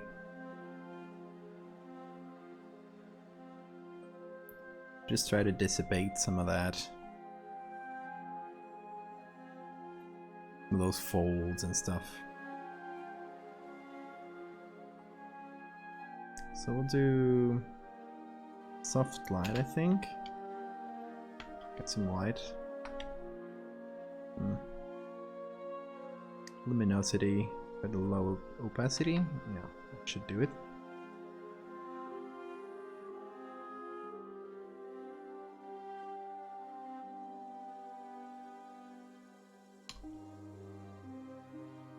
Something. Explain cryptocurrency in a bar. I love that.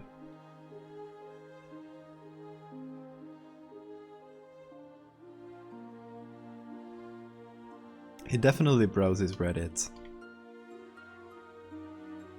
That's for sure.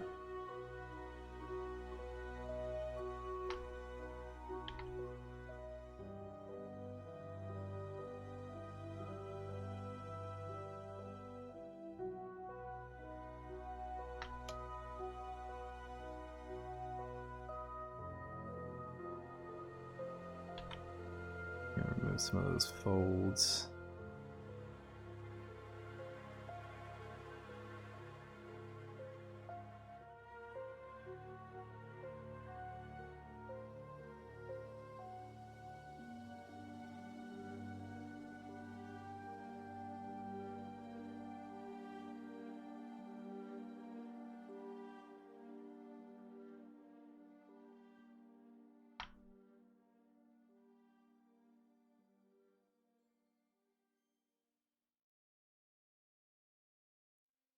Okay, so even if it's just this, just that extra little bit of volume should help out.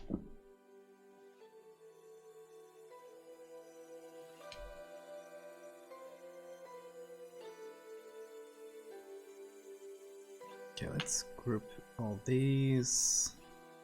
Let's call this guy.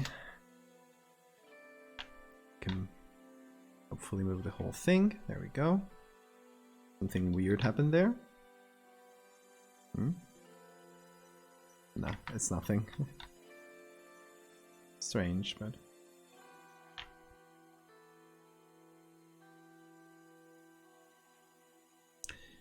Okay, let's group this up, call it 6-way.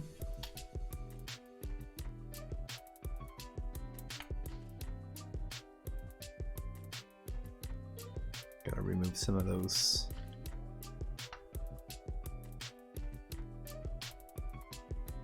That's all it's gonna be unless we move it. Okay. I think we got like the main shape of it down. Got the main concept of it. Although I'm now thinking, since we made him so dark in general, we should maybe go also quite dark with the wings. What if we invert them?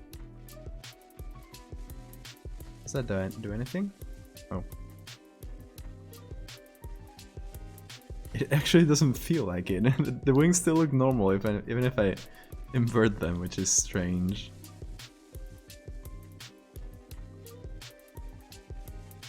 They actually look more natural in some parts. It's weird. It's actually...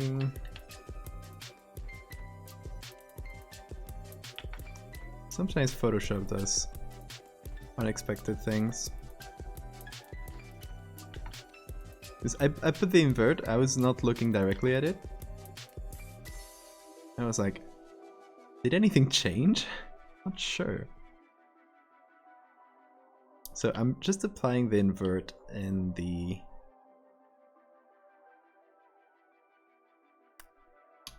light areas so they turn dark, which should help.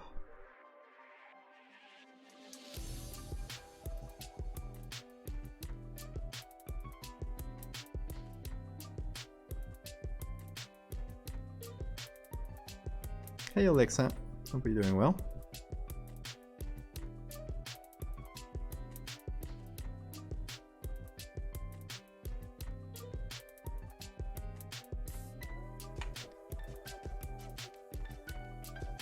Put invert in darken mode. Oh, that is actually...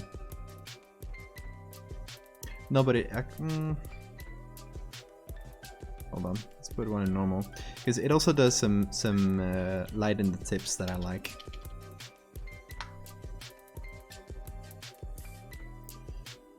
But I might do it...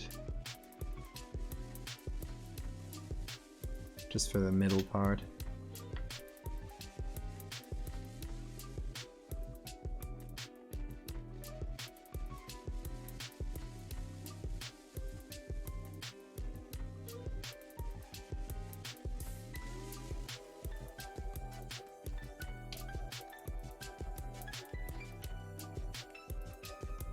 I don't remember what each layer does.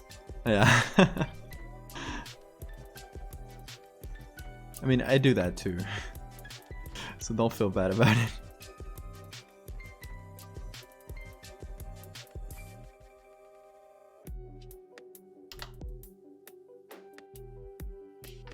Oh, that is very strong. Just paint with low opacity.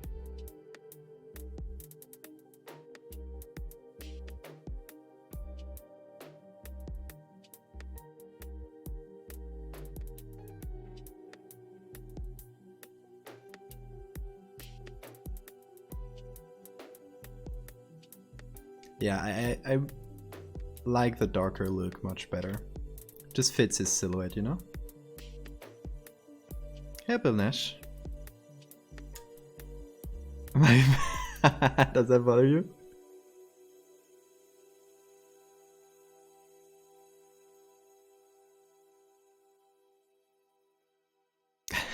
Bear. You're coming here with Monty Python quotes in Spanish for some reason?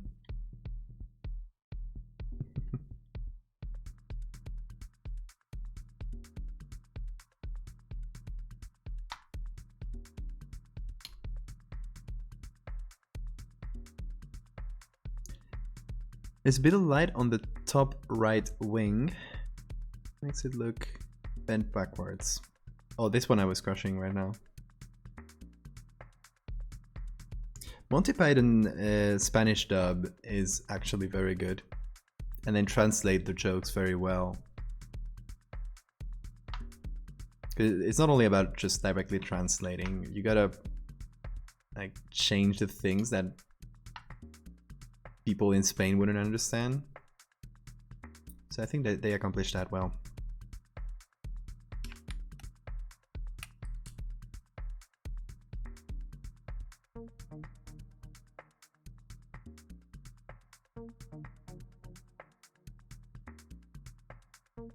I think we're getting there with this guy. This to the image, what I wanted to do with the creature itself. It's obviously not integrated into the picture yet. That's gonna happen later. But for now, I just want to get him like looking nice. The design.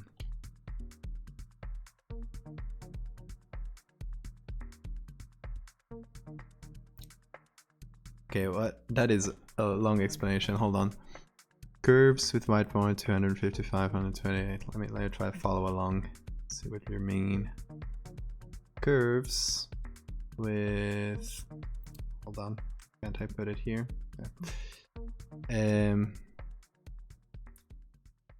White point 255.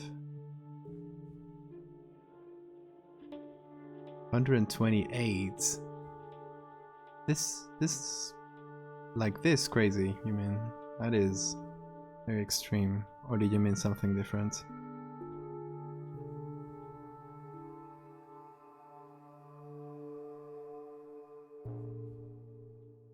Nobody expect the Spanish translation. Let me see that. Let's judge you. Oh, I mean, that is, you even named them. Get out of here. Look at this. Look at this. Look at this.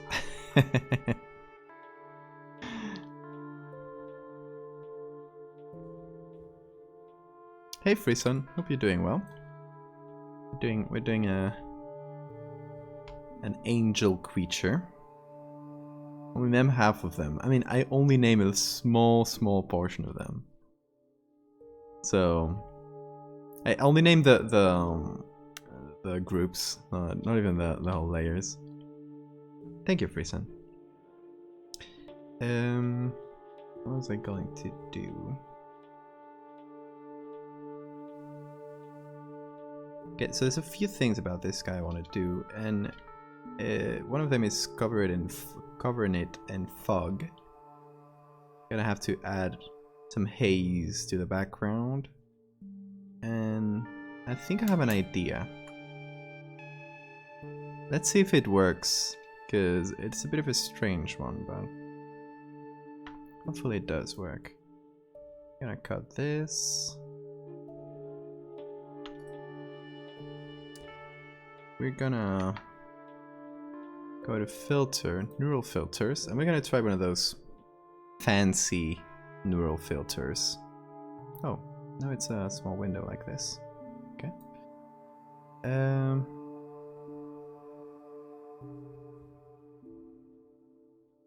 Depth aware haze. That actually works fairly well. Surprised.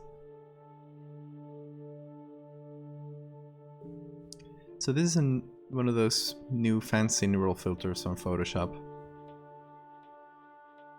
that tries to guess the depth of your picture and add haze to it. I guess I'm gonna go for a little bit of warmth in there, just to match the tone of the black and white. And let's see. We're gonna have to add back a lot of the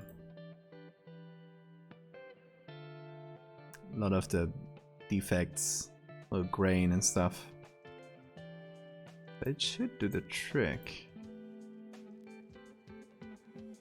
Like the little cables here too. How long has this taken so far? We've been here about 2 hours, but a lot of it was just chatting, so I was on full concentration mode, less than that, I guess. Oh, let me see that. Oh, that's looking beautiful. You're very talented. I love your pixel art.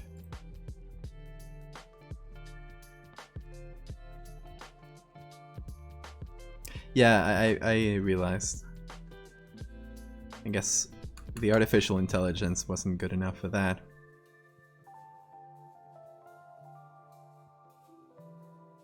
But still, this is a separate layer, so I can switch back and forth. I can paint here and just paint them out.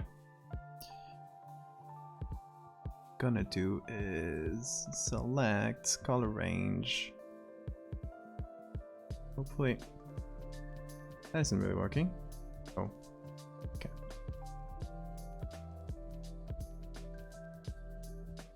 There we go.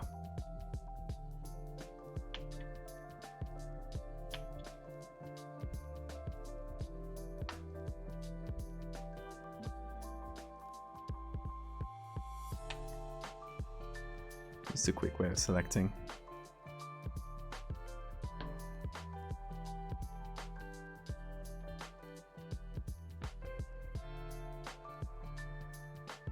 Reminds me of... hold on. Dog. And memes with JPEG are... oh, why is it that not working? I have to invert it maybe? Oh, I'm in low opacity, I'm stupid.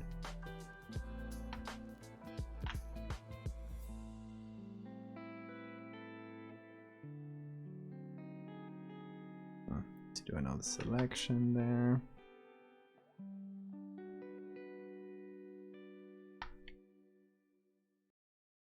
I got us partway there.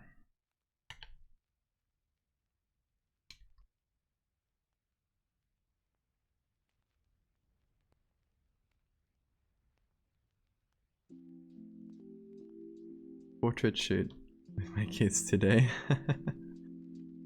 How did that come out?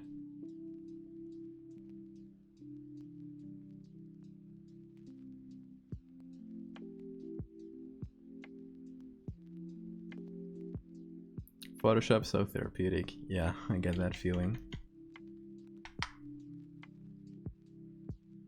And I kind of like doing the mindless tasks. Just like selecting stuff. It's, as you say, it's like relaxing.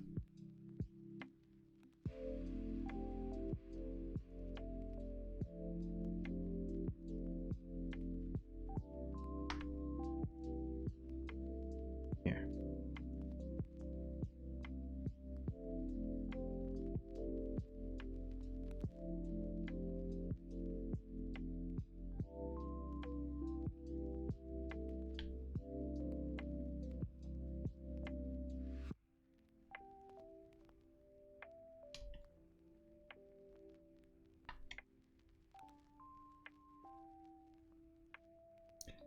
You mind if I link? Yeah, go ahead.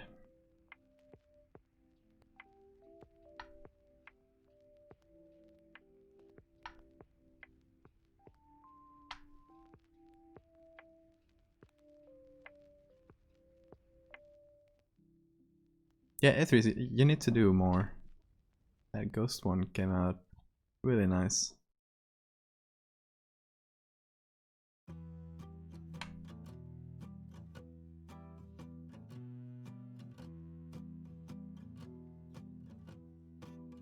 Neither of us have any clue what we're doing.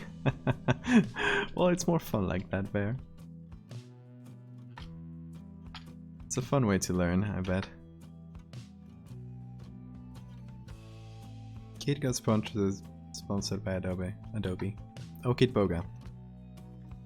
Lucky. Let me check that. That's bright. Ah, it's looking good. Doing a good job. Gotta keep at it. Photoshop is fun, isn't it?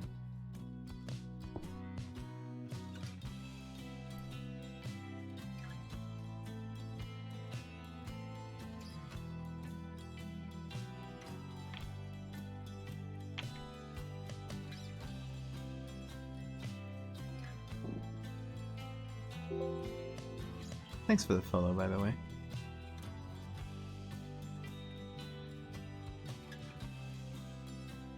You use pictures of yourself.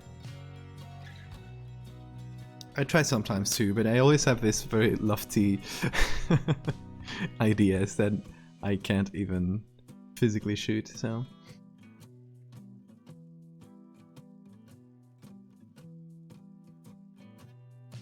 Hold on, I'm gonna link something for you that might help.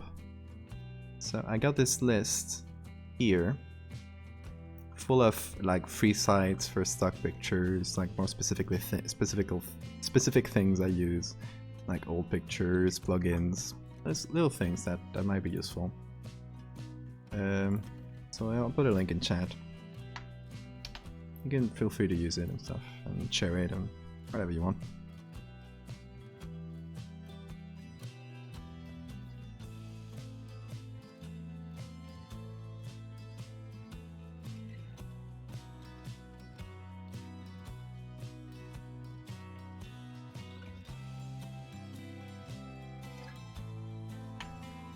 Okay, so I want to go hard on that hazy feel.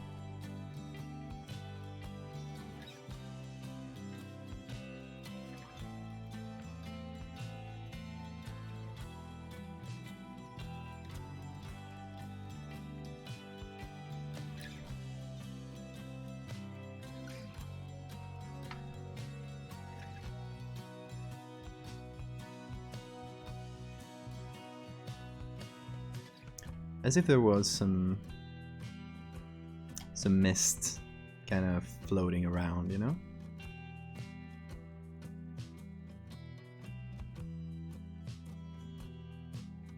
Because that's something she mentions a lot, that it's always like surrounded in mist. Also really adds to the mystery and stuff.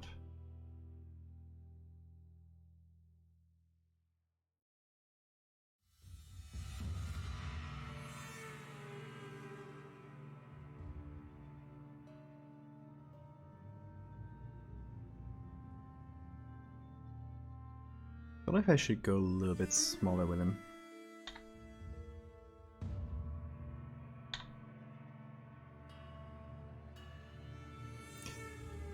Not really good at estimating sizes, and this guy is supposed to be 3 meters, more or less.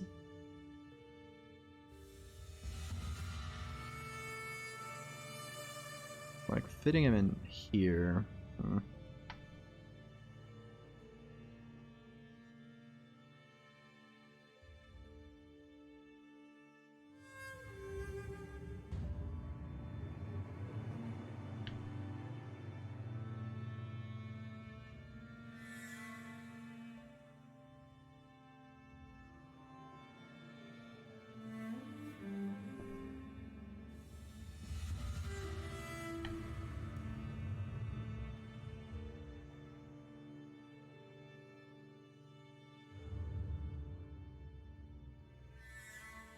Okay, what other details do we have about him?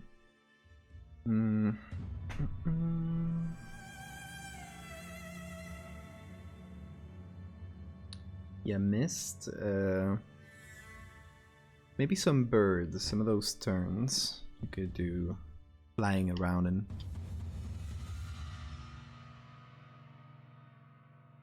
a little swarm of them.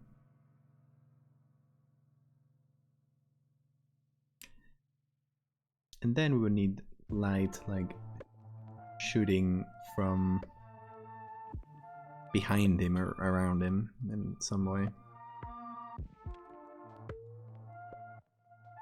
We gotta figure that out too.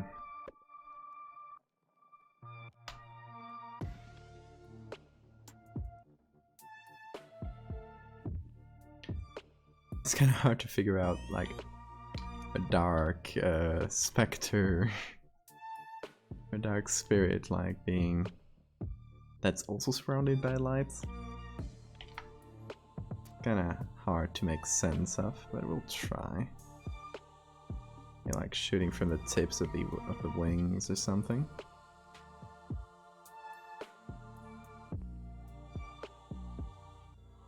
How does it work exactly? I don't know. That's for the writer to figure out. It's her creature.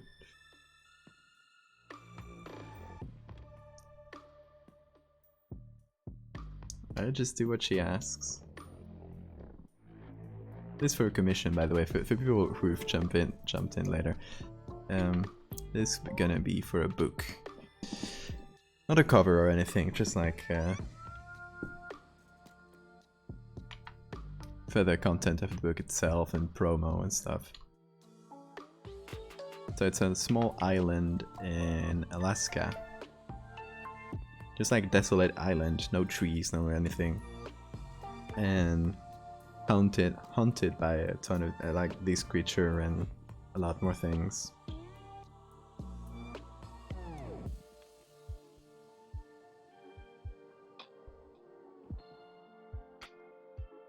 It's kind of shadow maybe, or is it too dark for that? So it's kind of hard to say what the lighting of this picture is originally.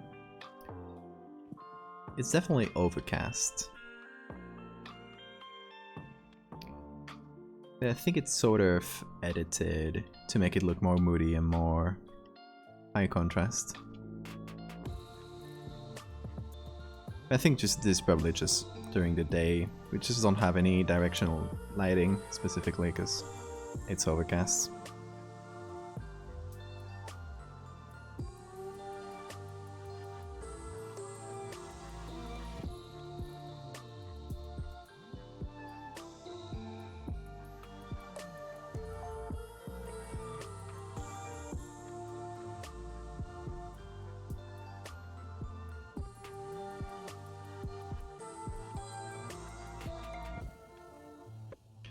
I don't know, it's such a weird thing, like not really a physical being, I guess. Such an abstract thing that it's hard to say, like, would it cast a shadow? Would it cast light around its body? Or I mean, this is an extract from the book. Right, the Dark Angel was a hole in the world. Right, that's why I write for that very dark outline feel. And the shape of a man. 6 wings grew from its shoulders, and it hung above me. Its outline surrounded by streaks of light like fractured glass.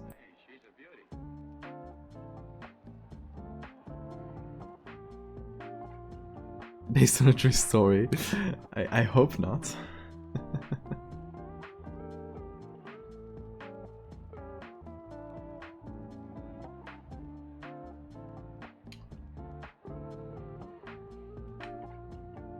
Should we try something like fractured glass for the light? So instead of these, oh, apart from these like more normal streaks of light, maybe something very thin. This kind of cracks. We could use real fractured glass for it.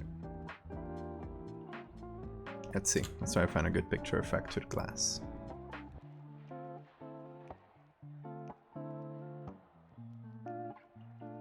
Okay, save this guy. Okay. Broken glass. Broken.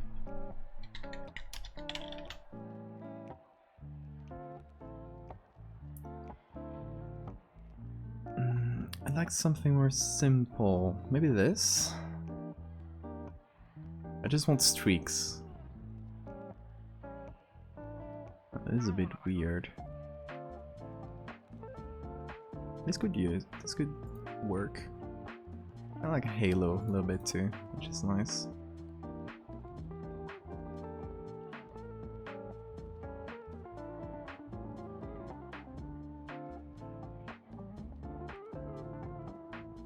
So we do saturate.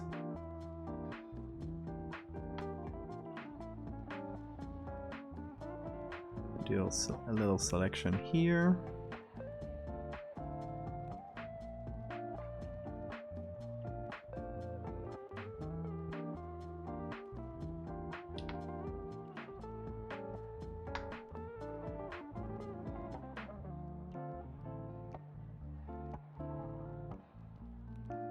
We do something like this maybe, and then put it on screen.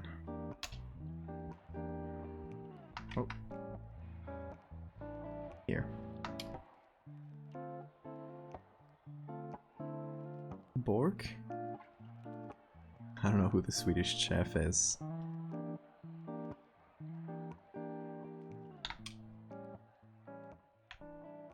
Like, I know who he is, but I don't know what he says.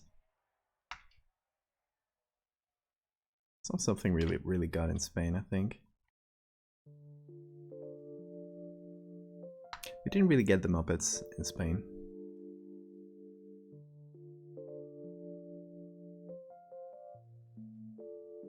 At least not like in the TV I used to watch, so I'm not familiar with the characters and stuff.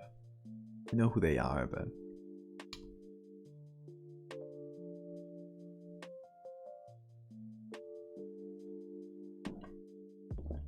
Maybe people older than me did.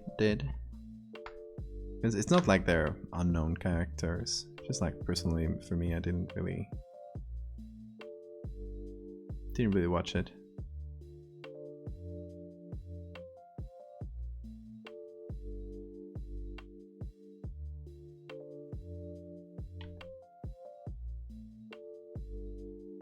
Actually, to flip here.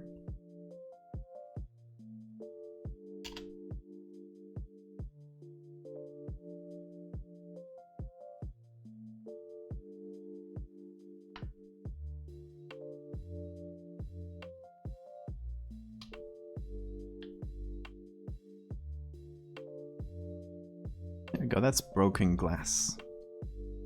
Now let's try to make that look a little bit more natural.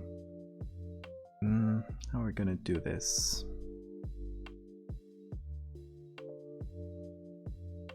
Merge this. Gonna put it on the screen.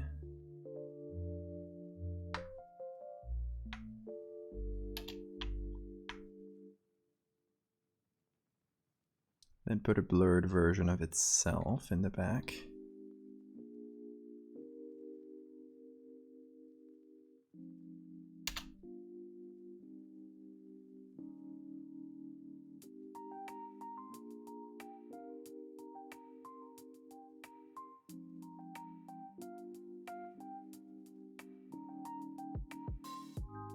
Oh wait, I went too far here.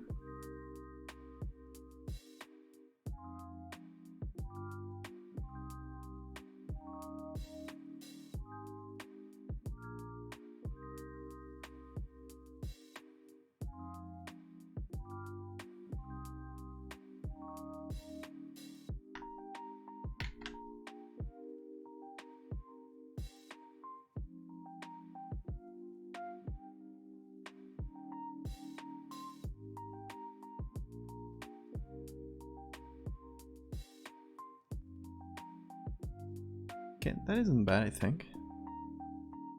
How does that look?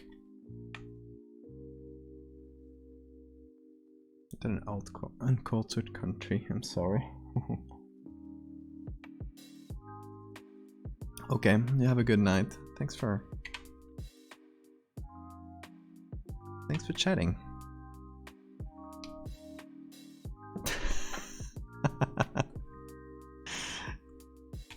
Come on, you know I understand Portuguese. You can't slip that by me.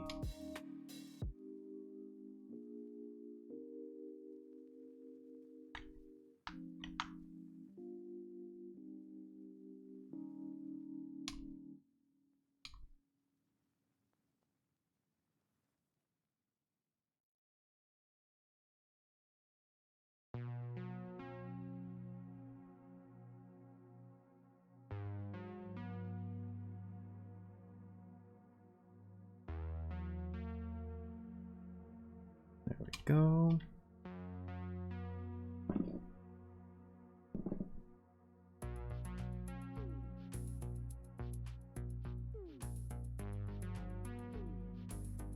Was that it from Spain? No good wind and no good marriage? Is that what it?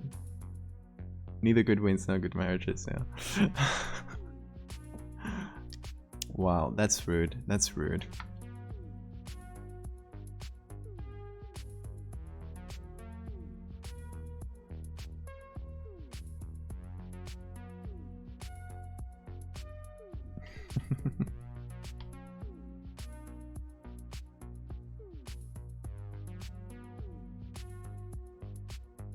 Very rude towards us. We're your neighbors. Yes, that is true. can all hate the French. Even though I'm half French, so I'm selling my own nationality there. I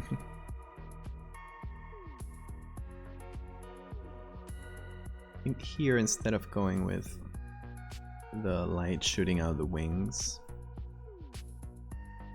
I'm gonna keep a little bit of that, but I'm gonna try to match it with the broken glass texture there.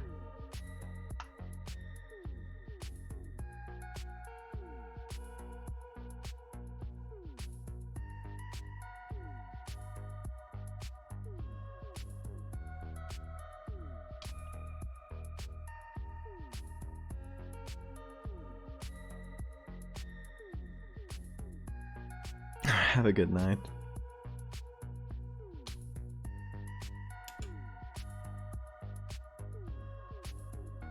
How do you guys feel about this, like, broken glass? It's kind of literal, because she literally mentions in the book it's outlined surrounded by streaks of light like fractured glass. So I thought maybe going a bit literal with that part would be nice.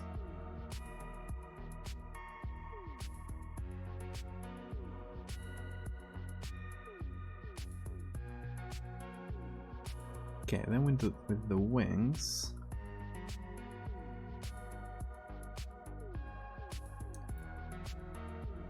just gonna go and blur them all a little bit.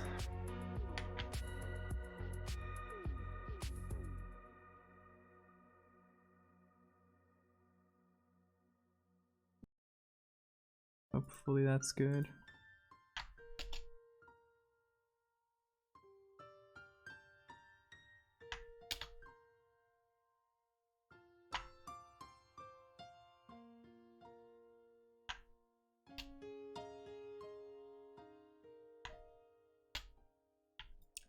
Did I miss any? I don't think so.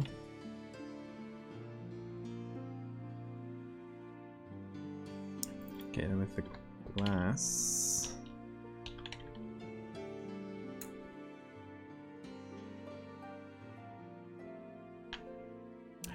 Yeah, I did go very literal with the interpretation there, but I thought it could be nice.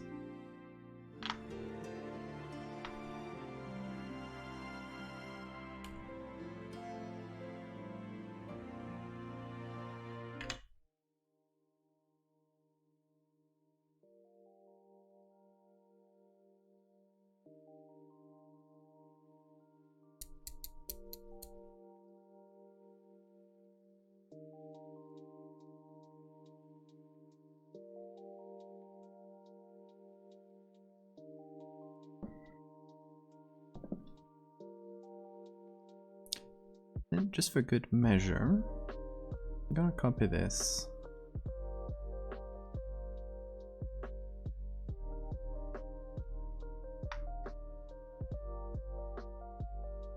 Okay, I'm gonna do this in color. Oh, that didn't really agree with it. Okay, that's fine. Okay, that should do it. Just like hopefully matching the colors a bit better.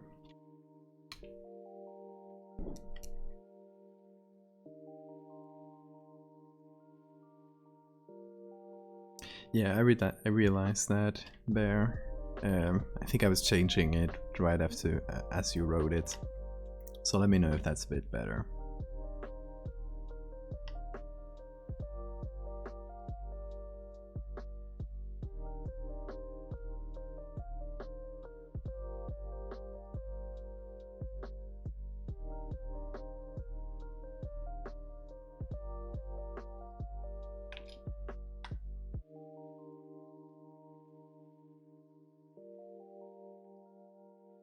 Oh wait, I don't want to mess up.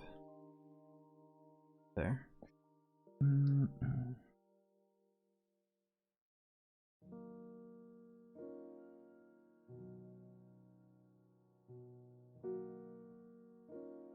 seeing if I should maybe pan it up a little bit. So it has a bit more breathing room on the sides. But we will have to fill this up.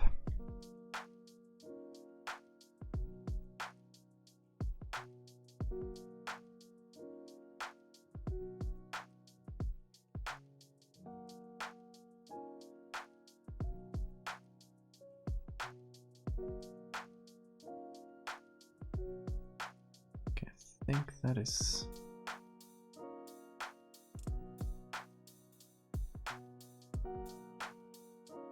There we go.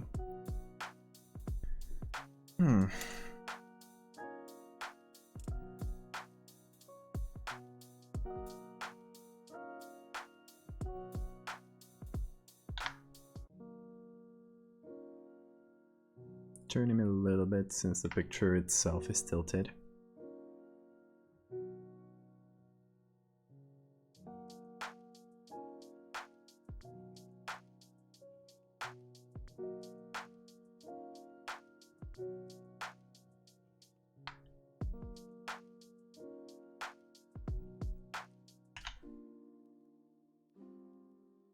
Okay, let's try on the neural filter again. That didn't really come out too well.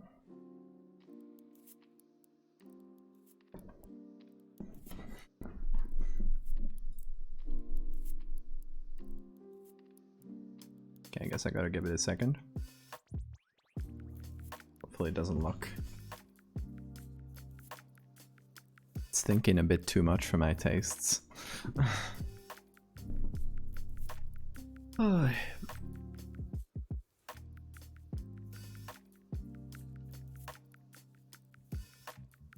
I hope this doesn't get locked, or we might lose some work here.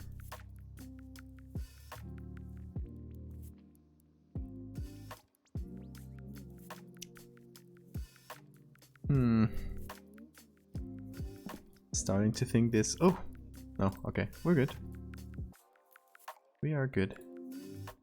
Okay, I was scared that it was just gonna crash. Didn't really do any neural filters there. Whatever. Just do them on their own. So let's do here.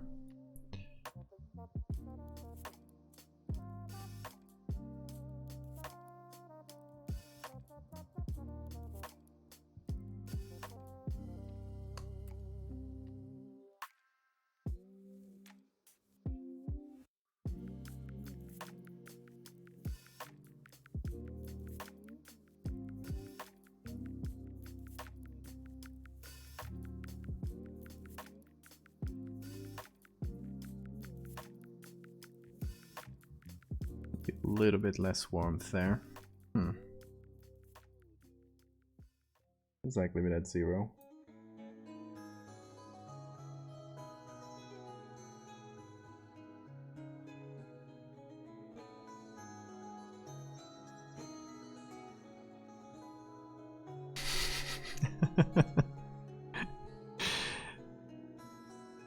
What is a satanic leaf-tailed gecko? Now I gotta look that up.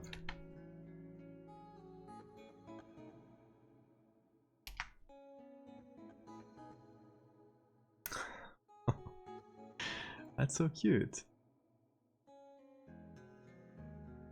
Look at this little guy. Satanic. People are too much.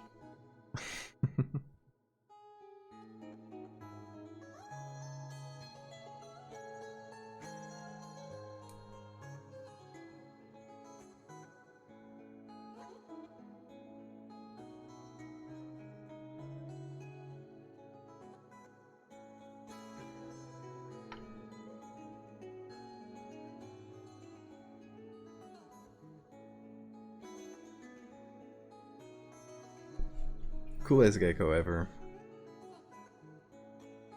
I haven't seen all geckos, but I'll take your word on that.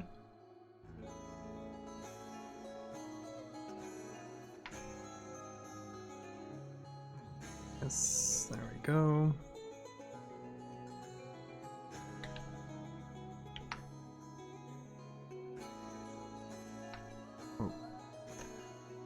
guess I gotta go small.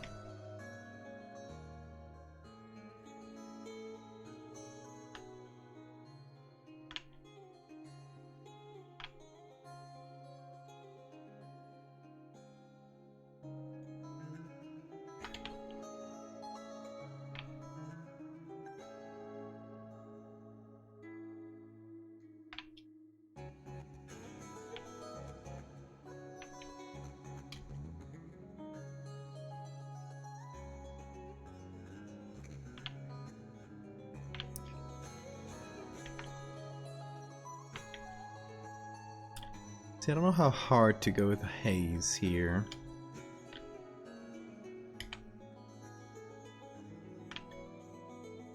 Because the more we add, the more we're kind of covering the picture too. So we gotta be a bit careful with it.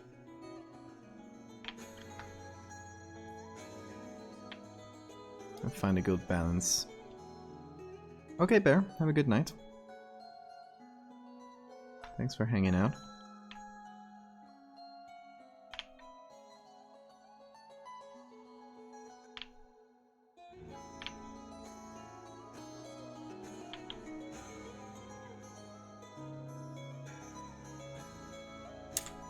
You know what I'm thinking? Just to try it out, since we got the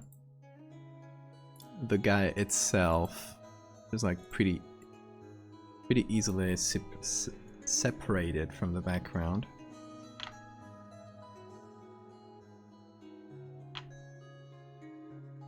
I think we could do a copy and try it out on the other backgrounds we had selected. Just to see how it would look.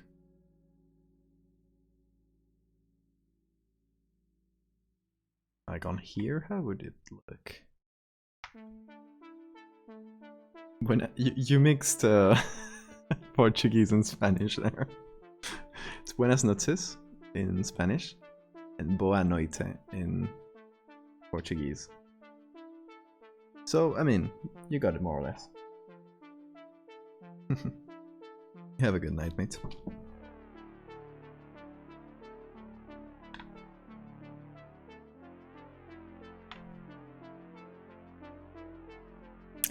Same part of the world, I guess.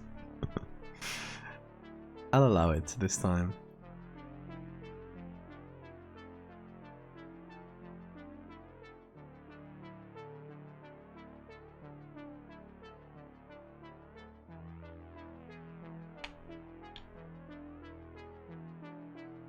Con Dios. That's great.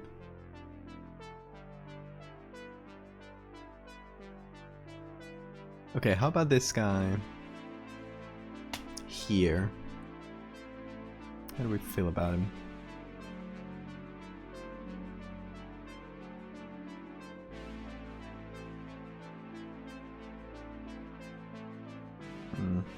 This always breaks. Whatever, it's fine.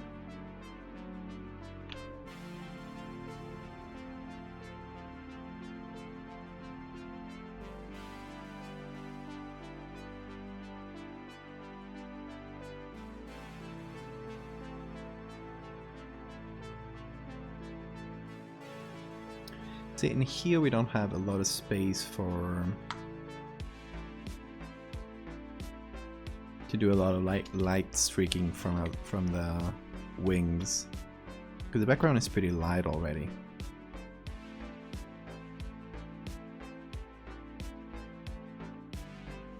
But here it's similar, pretty similar. Both have very light backgrounds in general. I think this is probably still our best option. Although I don't know if I want to go with haze. I don't know if I want to go high contrast with it.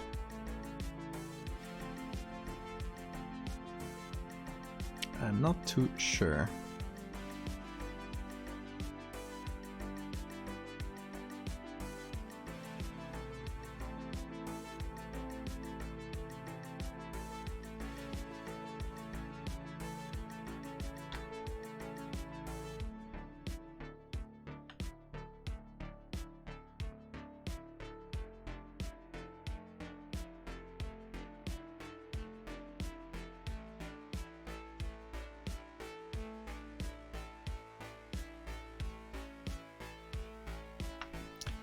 Okay, what about the other picture we had from the same perspective?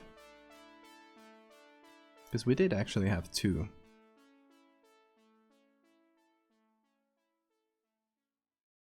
Maybe we have more sky in this one. Actually might be the case. Let's see.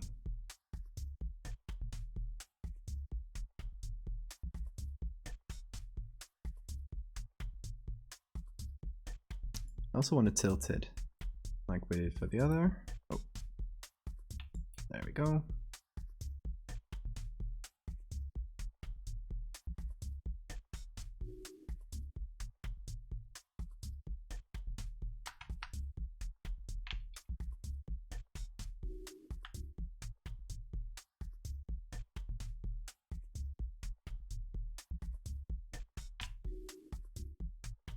Maybe like this.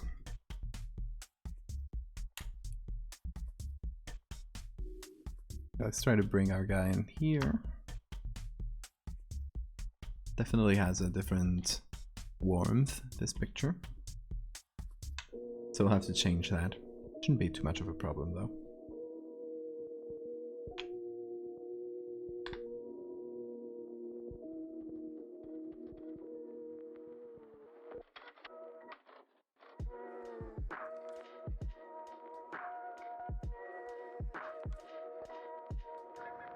Here, I think we can get away with having him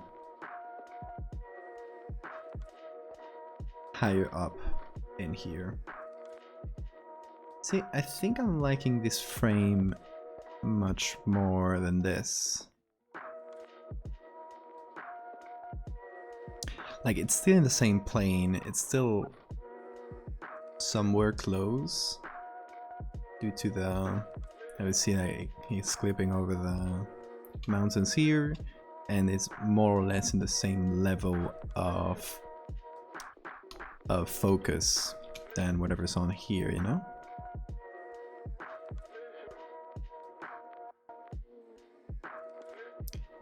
Felt like that is a bit higher up.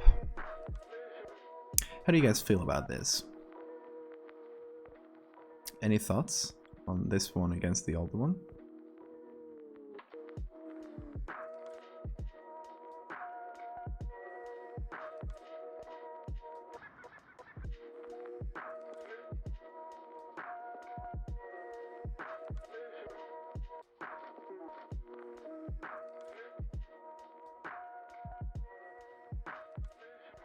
Okay, here I think there is a black and white.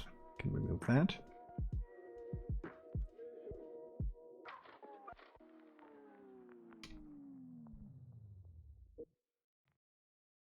It does look a bit brighter too, just from how the picture is.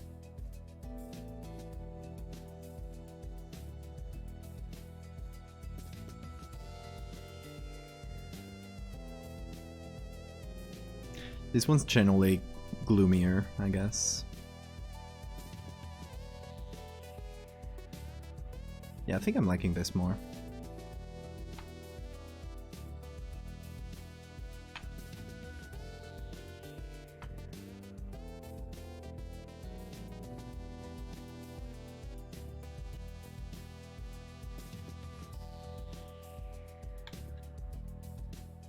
Okay, there's some of the glass on here.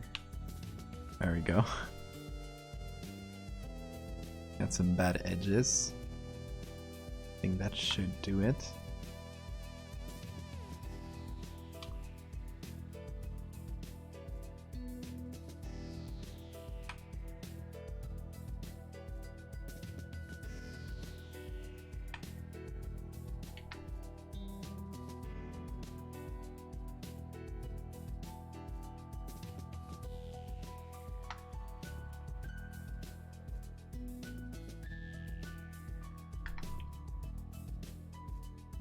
Okay, we of course need to add our noise that we always like to add to all pictures. Good old grain. Give it a minute to render.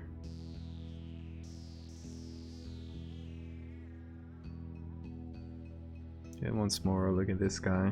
And this one is like, this guy's looking at something. I guess so. Oh, what did that... Oh, I get it. It's inside the group here. Okay, I think this black and white I just added, it's good as a base, but it doesn't really fit the color that much. I think instead of black and white, we should do a little gradient map.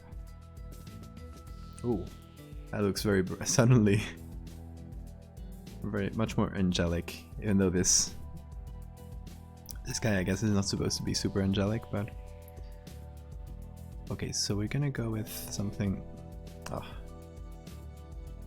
here. We're gonna go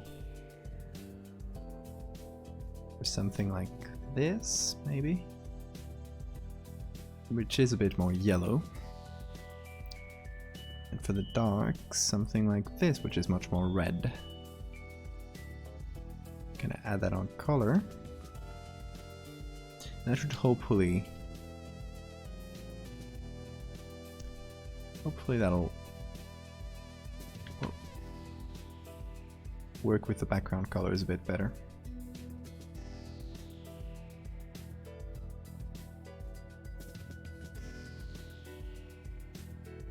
Yeah, just look at the difference. Now there's a little bit more like yellow from the sky and stuff.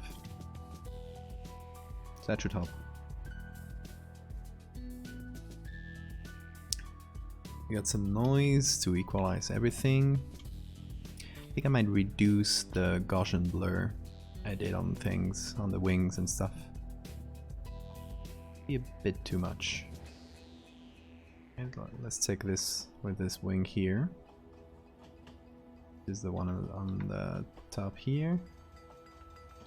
Got 2.9. I think we can get that down to around 2.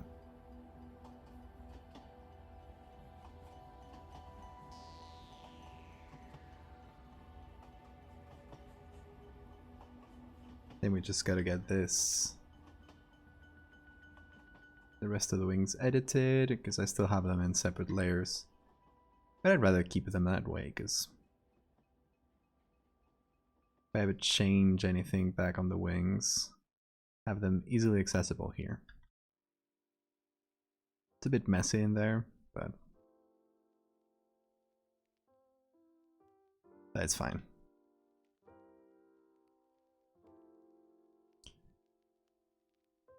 Okay, that's pretty good. Also want to do some levels right below here. Yeah, let me know if you have any suggestions, of course.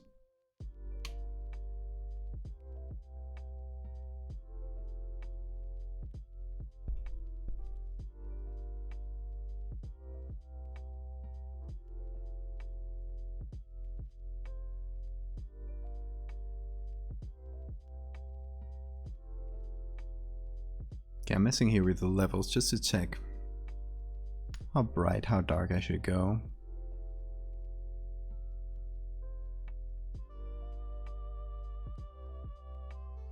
I think the output here should reduce the dark a little bit. Gonna have to mess with the gradient map later too, because that's gonna mess with the colors in turn. That's fine. And for the brights, I think this is pretty much like just white. A little bit below that.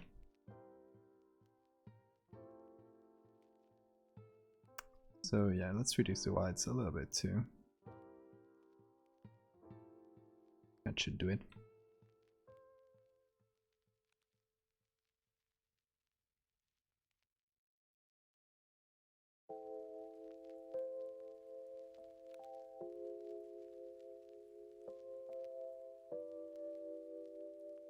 Hold on, let's do a little thing just to check the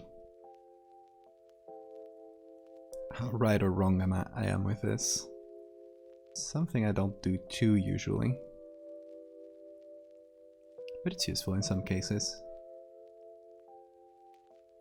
So we're gonna tag, where is this? I never use it, so threshold here.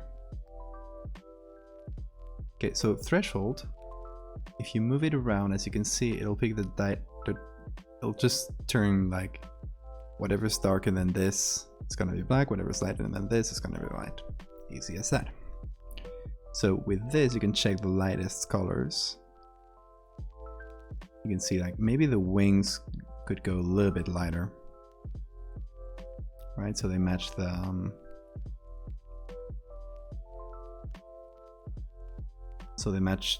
water here, the tips of the wings. And on the other side, go with the darkest, and see that maybe is a bit too dark.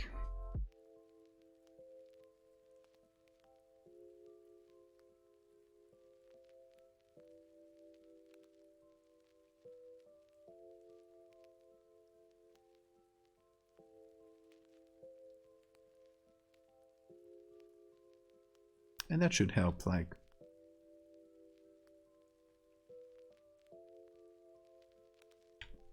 equalize that a little.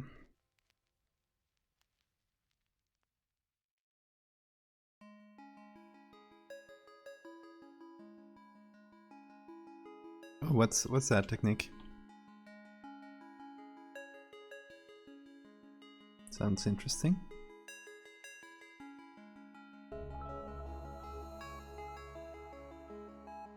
Oh.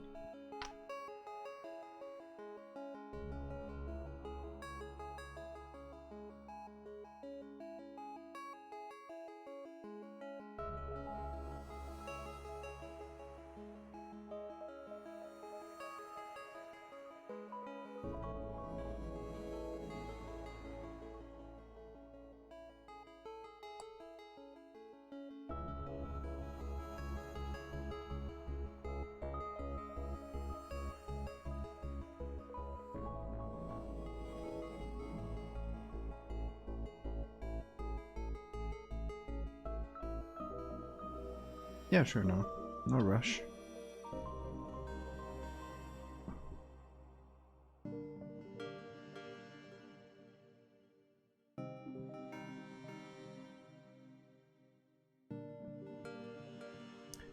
Okay, so I don't know how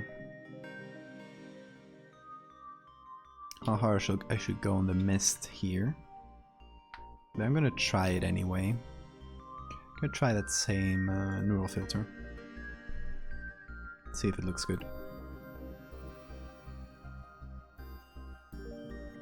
Okay, depth aware haze. Gonna add a little more. We're gonna output it to a new layer, so we can hopefully play around with it a little bit more. Let's see how that looks. Well, not like it changes a lot, but whatever.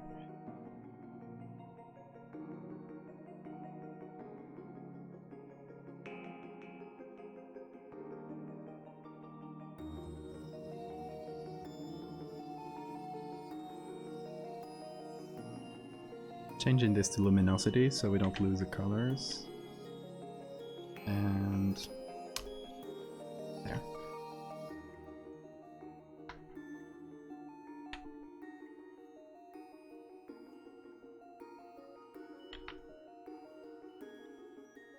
It's mostly gonna try to soften the horizon.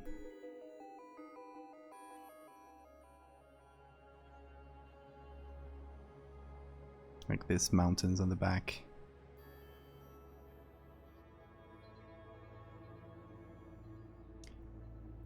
And then add some manual. Gonna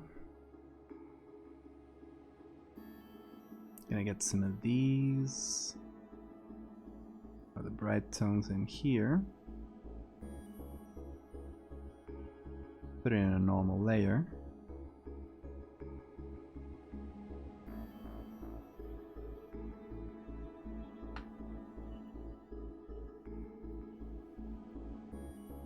There we go, just trying to diffuse that.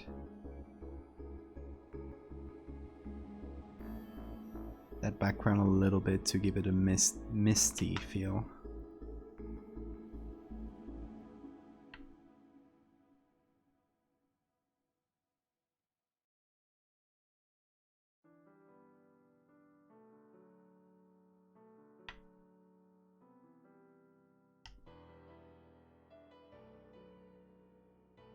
And then some color. As we brighten this area, it should also be yellowed a little bit to match that gradient map we did. Okay, let's see. That's our haze.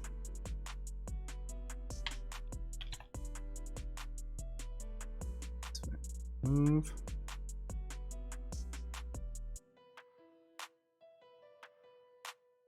Yeah, that's not bad actually.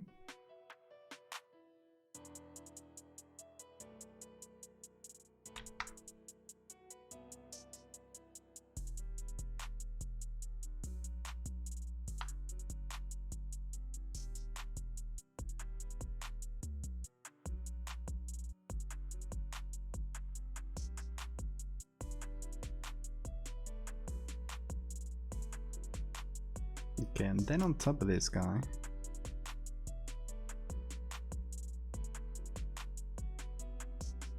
just to shroud him a little bit. Just like fuse him with some of the colors in the background. See how that looks. We'll only apply that to just the guy himself.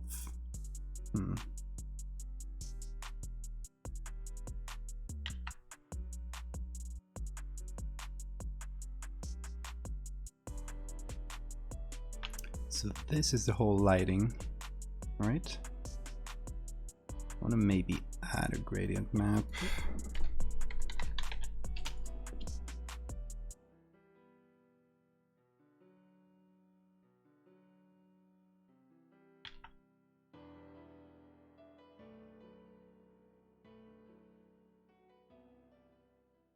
And sort of partially shroud it.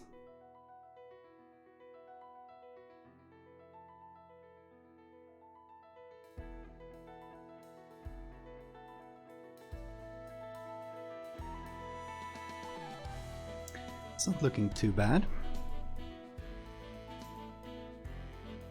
Okay, here's where we're gonna add to. Okay, let me read that. Merge all 20 layer, smart objects, duplicate it, quickly mask.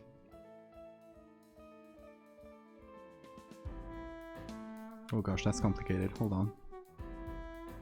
Let me try to follow along.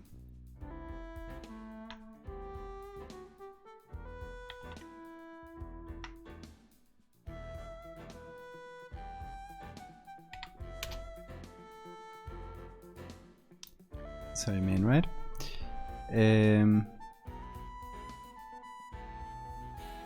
ACR filter. Where's this one? Because ACR is nothing I have. It's not one I've used. At least in a long time.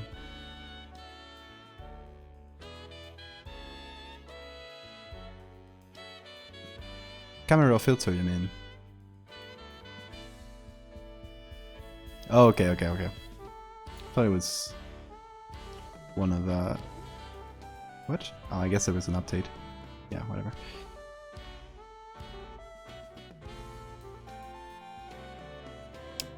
The detail section, noise reduction,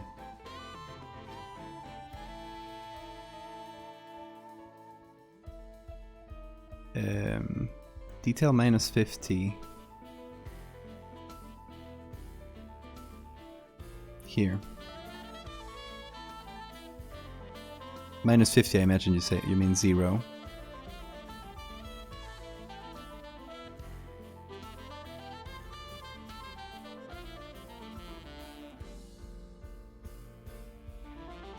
Apply that.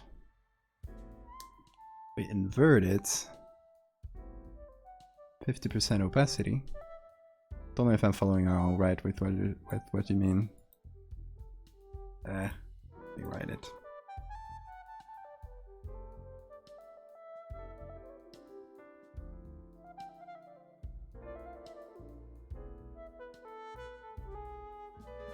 This one. Is this an experiment of yours, or did you find this somewhere? Because that's quite a process.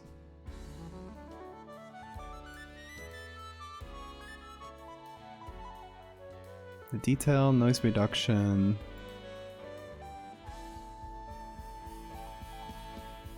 Till 0, contrast 50. Like this. Set L to linear light.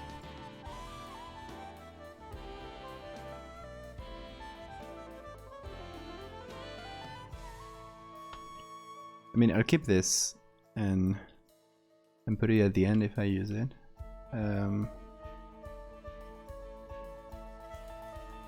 Hey Aves, hope you're doing fine.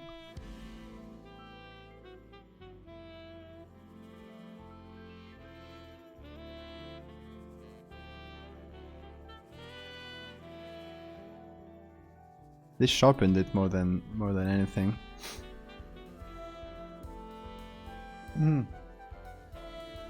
Yeah, it did look like frequency separation. Yeah, I need to play around with it. On H, that's where I messed it up, right? And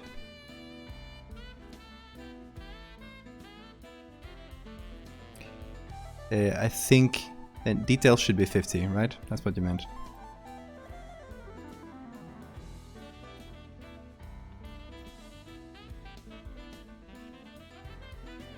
Yeah, now it's blurring instead of sharpening. So I think it was that. Let me know if that's right.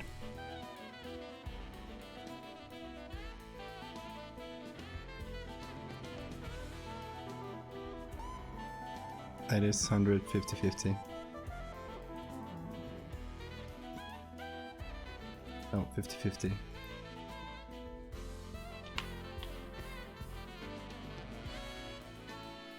Oh, doing that shit again. Photoshop, fix that bug.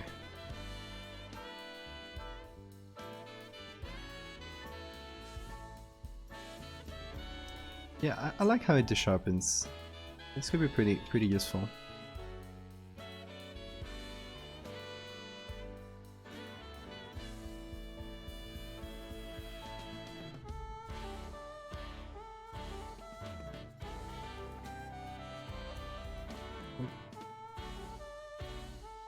Shouldn't this get...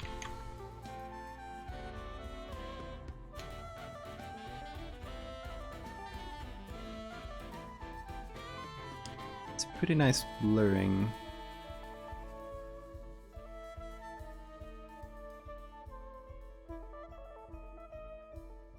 I think I would use it specifically on some areas though, because you also gets rid of some of the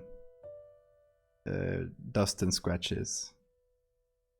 So you need to like reapply that on top and stuff. Apart from that, it's good. I'll keep it here just to play around with this. Remember this, I'm gonna call it. Thanks, that's a good tip. It's crazy the kind of things you can do with Photoshop. One way I like to and I usually do this in the final touches when I'm finishing my document or my picture, is here in effects adding some large grain.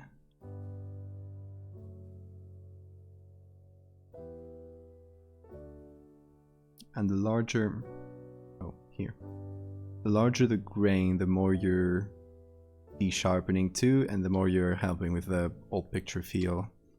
So that's usually a pretty good move. I use it quite a lot. Anyway, I won't do it now because I'll leave that for the end. Okay, so we got this noise here that definitely needs to be added, of course.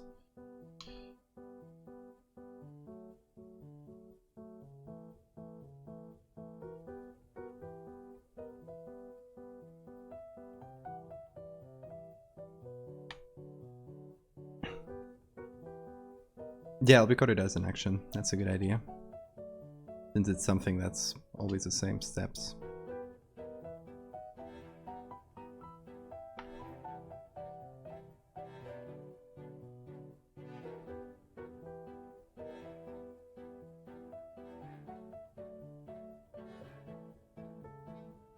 Okay, so I want to add...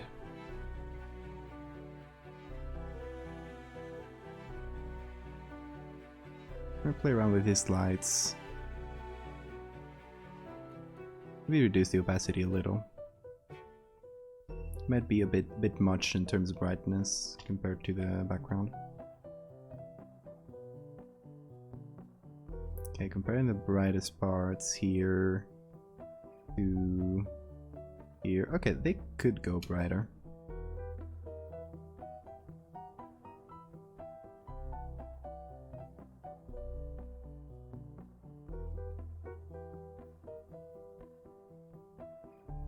Yeah, of course, that's the thing, that it adds grain, but I use it a lot with my old pictures because it often adds to the effect. I love breaking my own pictures. I love adding imperfections all around. It's pretty nice. Okay, this haze here, I'm kind of eating the cables a little. A bit too hard on them. I'll try to separate them like this. Just manually, because there's no way I'm gonna do this automatically.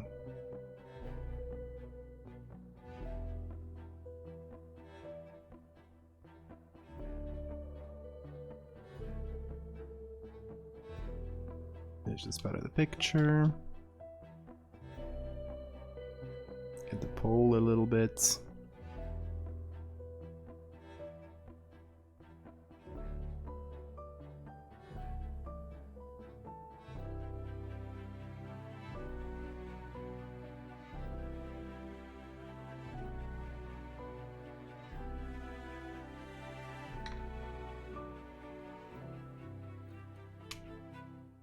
There we go. Bit more hazy.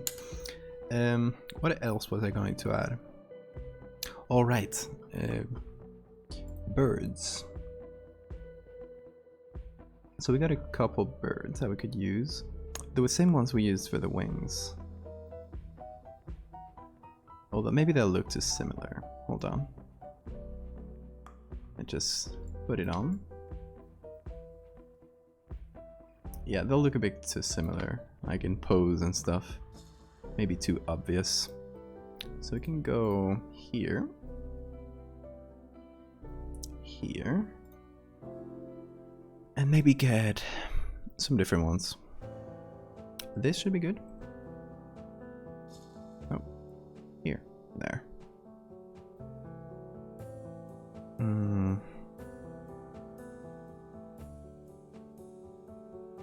This one maybe? Could we do 2 or 3?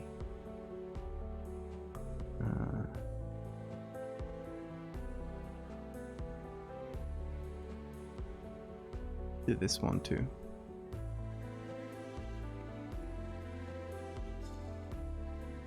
Yeah, that should do it. Oh, and this one has better quality. The ones we downloaded before, where this looks like dial-up internet. It'll do though. I'll save them to my gallery. Oh god. That's so slow to load. What's up with a national park? whatever website. They are slow. National Park Service, that's it. This is a small one, but that's fine. Wait. There we go. There are gonna be small details in the picture anyway. They also add some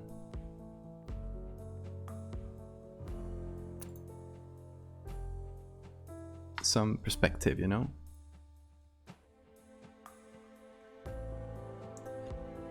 Okay, Photoshop should do a good job of just select subject here. Okay. Oh, this is tiny. Whatever. Photoshop select. Good job.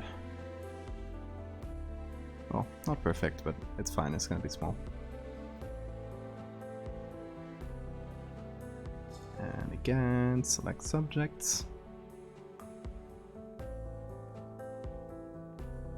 Oh. That's not perfect.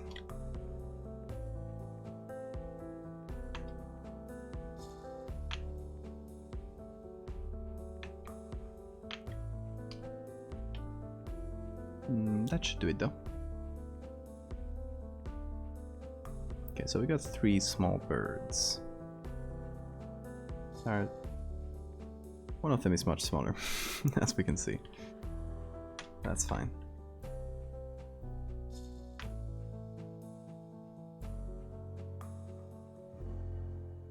How big is an Arctic tern, by the way? What's the size of an Arctic tern? Just to check. Hold on, let's take a quick Wikipedia.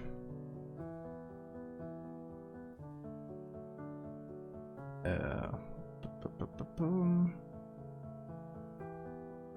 there we go. 30 centimeters. Which is, they're fairly large actually. For a guy that's 3 meters, this is 30. It's like 1/10 of the size.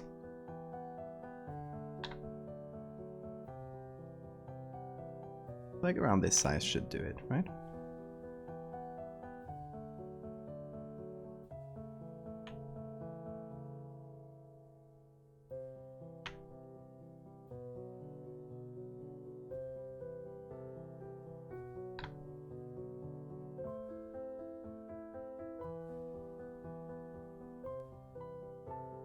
So I kind of want to place them flying around him.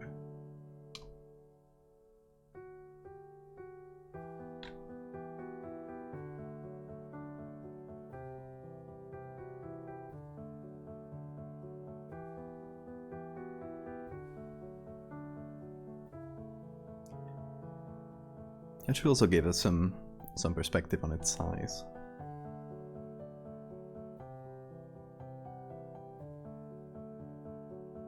I kind of want one of them at least to clip him somehow. And maybe one should be behind, like slightly obscured by a wing or something. So it's not super symmetrical.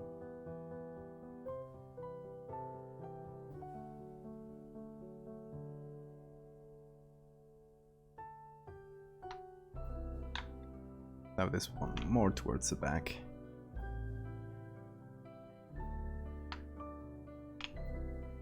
Okay, birds. I'm gonna add them to the same group, so they are affected by the same black and white and the same. Oh, here.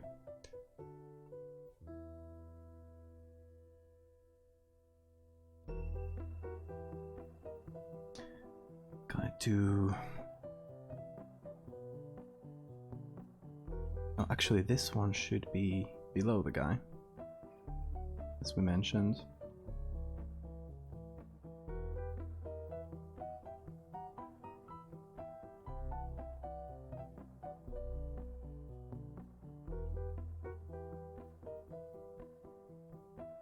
Go.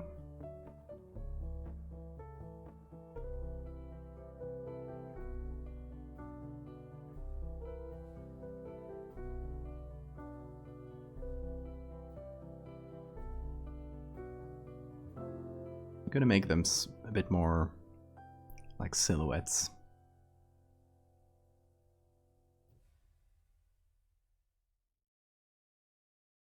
I don't want them to be like super out there, just like calling our attention.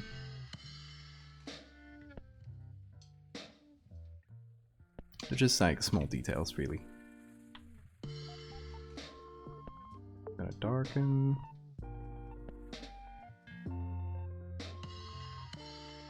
That should do it. Okay, Alexa. Thanks for the tips. Have a good night.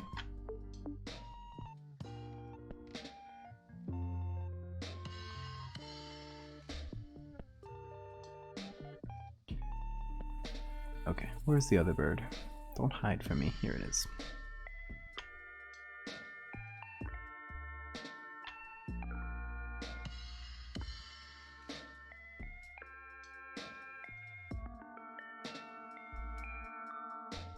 Oh.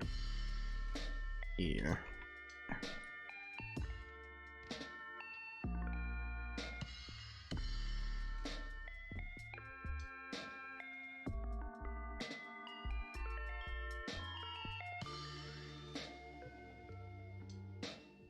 Okay, and then of course, if the guy is shooting light, it would make sense that the birds are affected by it, you know?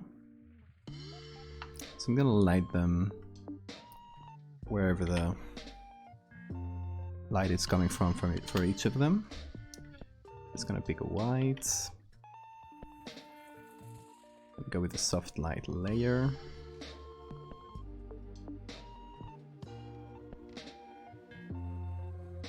I think this guy is a bit too affected by the haze here. I think I might just cheat and remove it a little bit from him.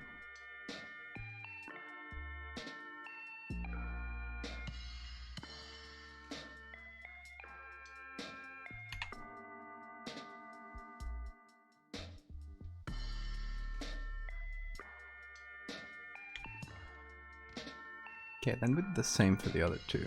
Pretty straightforward, really. Oh. Soft light here.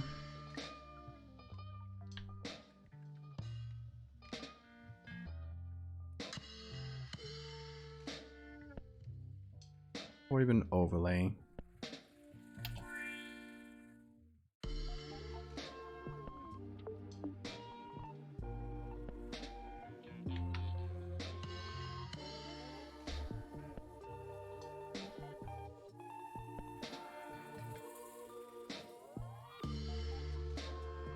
Okay, chat. How's this looking so far? Let me know if you got any thoughts. I'm always receptive to criticism. And often with this line of work, I guess, things take a while to look good. And take a lot of back and forth and tweaking, and it's a whole process.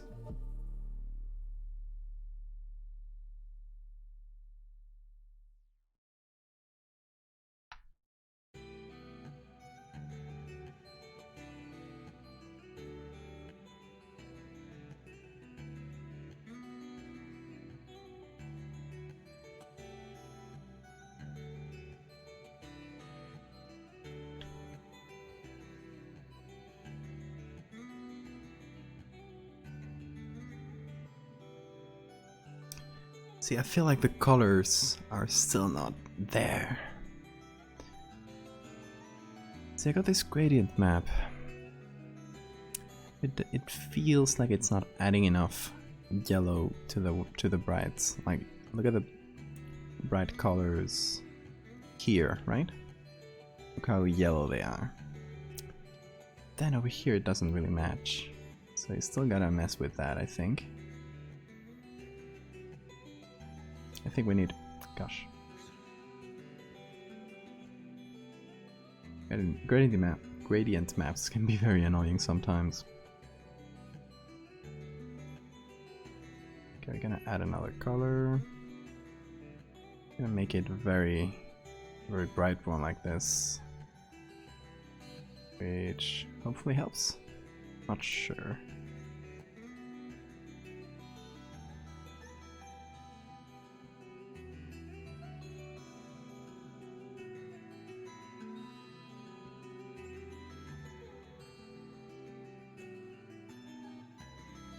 Let's see this. Still not enough. I think I'm gonna do a manual color layer. And take some of this. There we go. Sometimes manually is the best. This does the trick.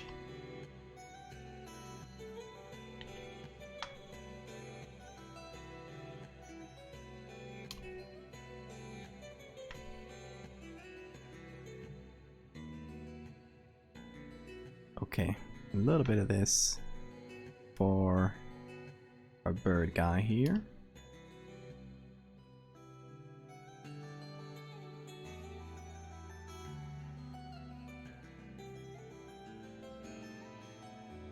Also, I kind of want to edit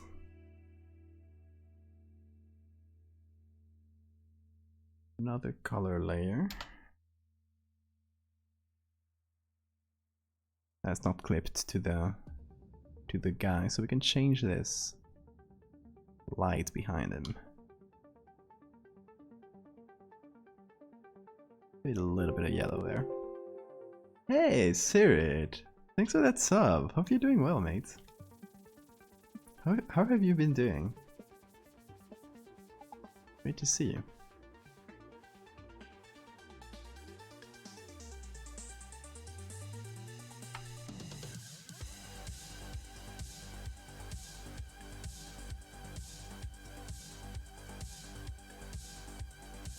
Have you been up to something cool lately?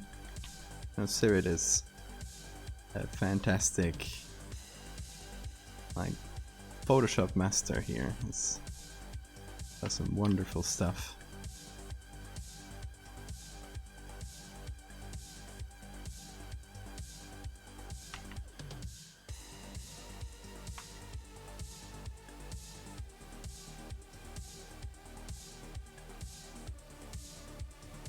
A lot of commercial work. Oh, that's how it is. If you get some time for personal stuff at some point.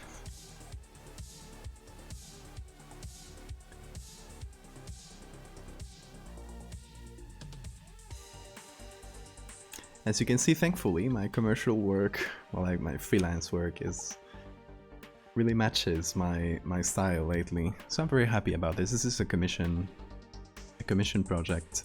So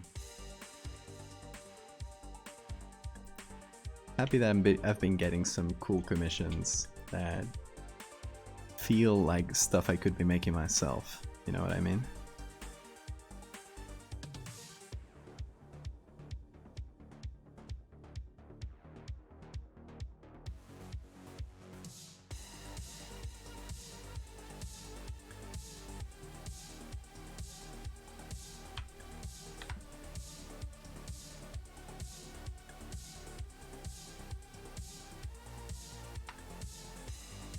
I feel like moving the wings around just a tiny bit.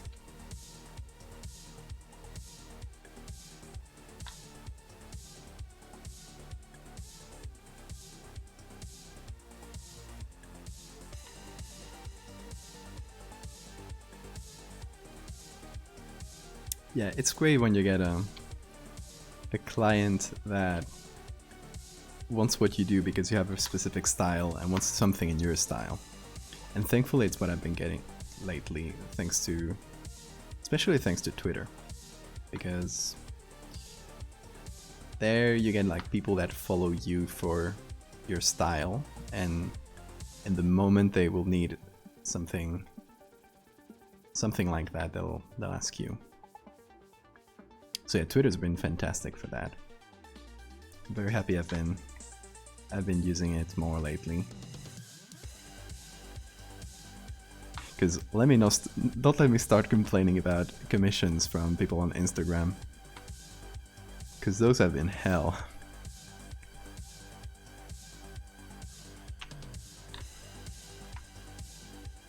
Thankfully I don't get many anymore. But I still got one client from my Instagram days that owes me like 500 bucks and is impossible to get in from them. Which is like the most annoying guy ever.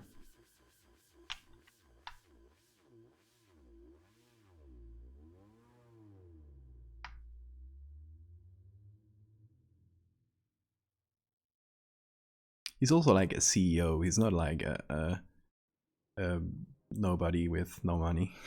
So it's like, dude, pay what you owe me.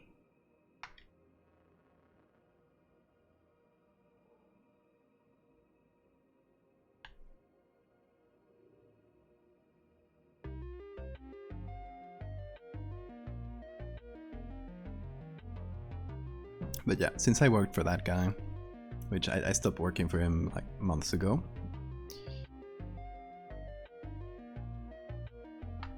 I now tend to ask for money up front as much as possible because, yeah, you never know. You'll get somebody like that. Oh, I'm stupid. These are inverted. So I need to paint with black so to make highlights. It's very weird.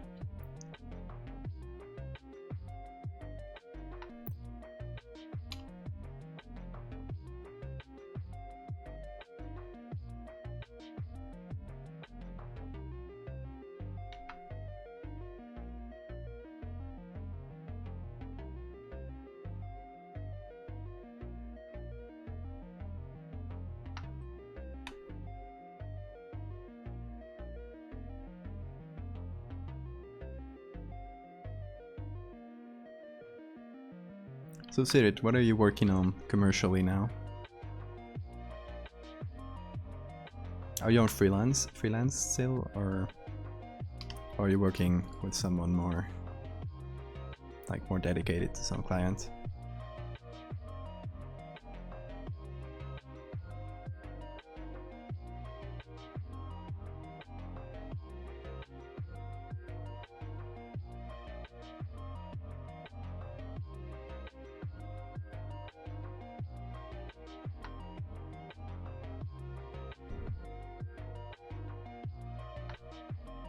I'm going to give a little bit of definition to these wings. Oh, hold on. Should just remove some of these overlay.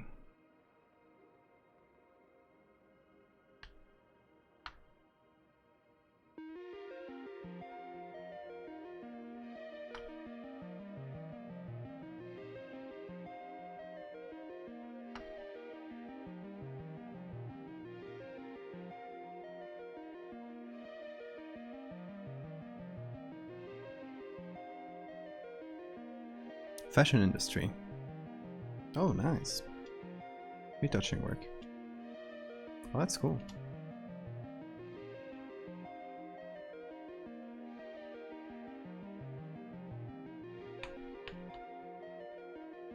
And how is it working for those big companies? I bet it's a lot of work.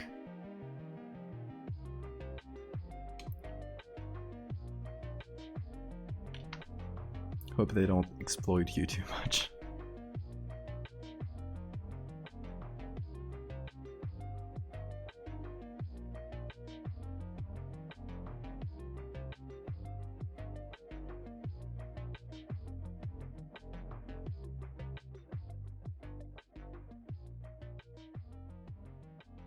People are picky. Yeah. The classics.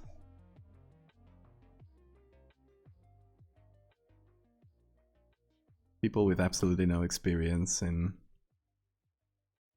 photography or stuff trying to give you pointers can be very frustrating. Requested revisions, yeah, that kind of stuff.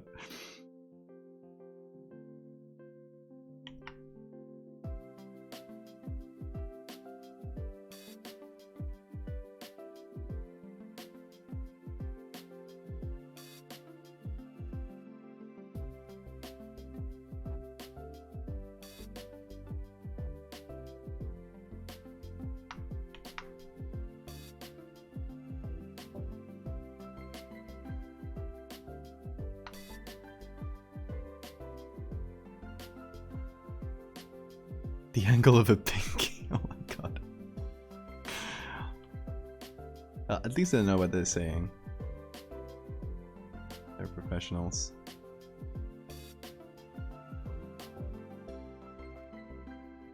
Yeah, I've never got this kind of clients, so I can't speak for it. But kinds of clients I've gotten are people with no experience in the medium themselves, so can often get quite frustrating. Something I might do here, and it's just add a gradient map on top of everything. It should just help match things.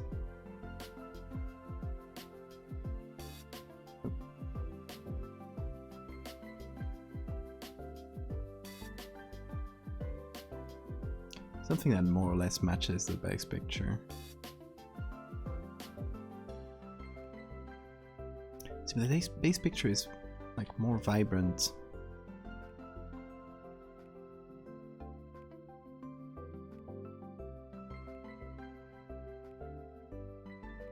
PDFs, all of them, gosh. Yeah, people like to micromanage everything. It must be frustrating.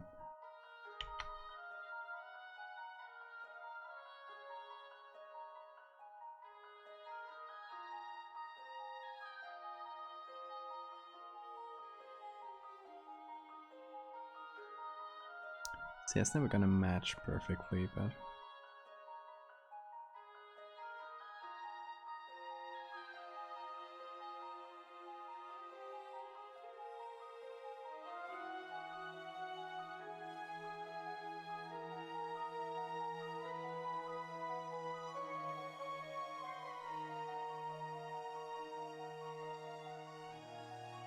I'll try to give it some of those purples too.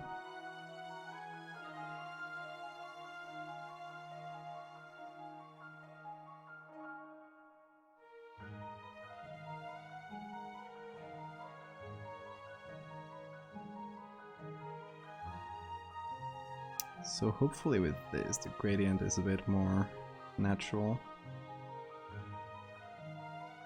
It's a bit more green, but it'll do well.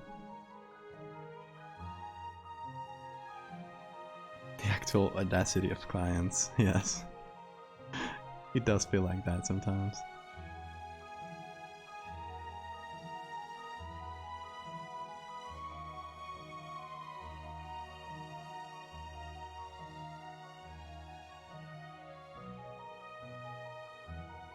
We provide more content. Yeah, exactly. It's like, who cares about the orientation of a pinky finger? Pretty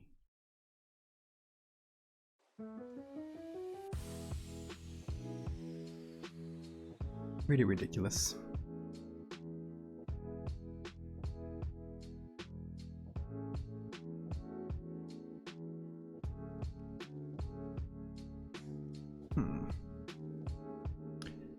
I'm more and more convinced about the picture. I'm still not entirely feeling it. Been at it for 3.5 hours, so I think we still have time to tweak. But if we're not happy with it, we can just move on to another one. And when I look back at it, I'll probably notice some more errors and some new stuff. So it's a bit half and half. Let me actually peel back the layers, so we can check. I'll leave all the filters and stuff on, because then I won't know which ones are which. So the birds are birds, that's pretty easy. Okay. Let's go into the guy here. Remove this. Very smart filter. Oh, he's enlightened. Okay, hold on. just do a copy of the guy.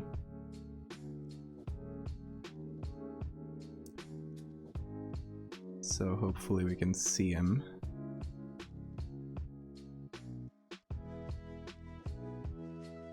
Okay.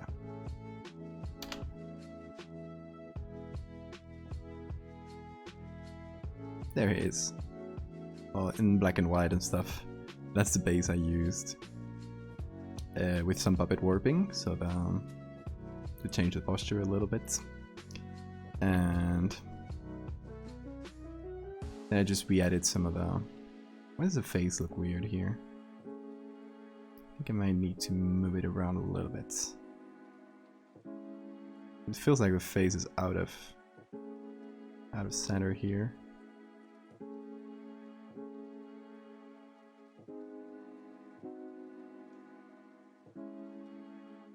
Oh, smart filters. There we go. So I just re-added it to add a little bit of the suggestion of a face and stuff. And then the wings, they all come from... Wait. They all come from birds like this.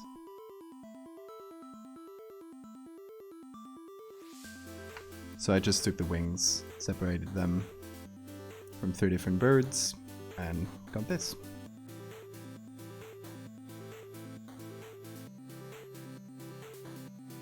But a little bit of the lights and shadows are drawn. Actually quite a lot of it. So in the end it's kind of mixed between drawn and photo. Let's get our birds back. Go.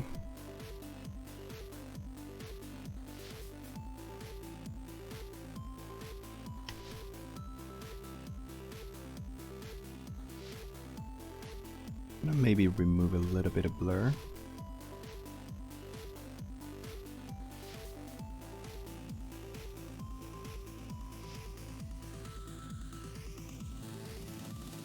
But this mostly just affects the face. A little bit of the body too, but...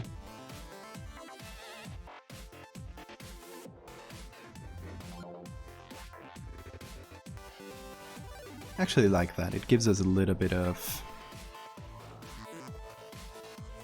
more facial characteristics, I guess.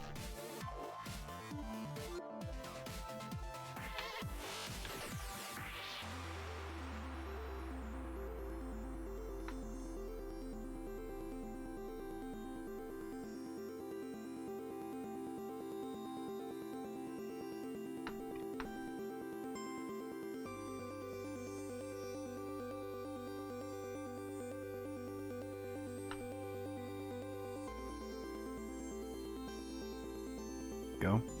Kind of want the edges to be... This is kind of throwing light around. On the edges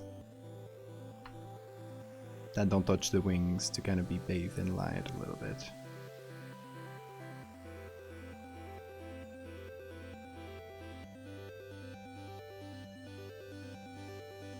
Since he's also supposed to be like some sort of ethereal figure.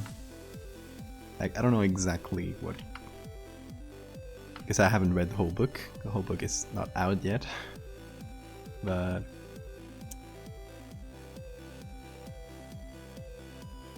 just from the description it seems like it's a very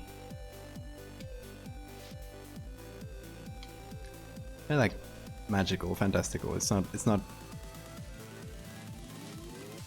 probably supposed to be a physical body, literally. So, on the wings.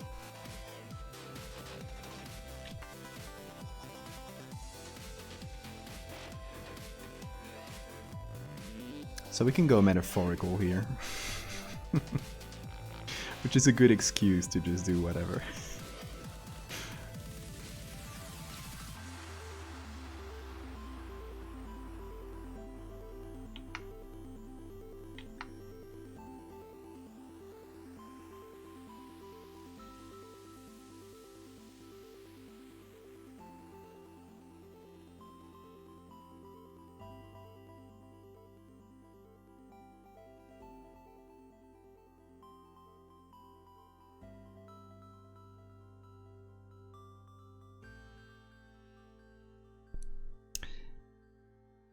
Like one of the subjects looks a bit dark.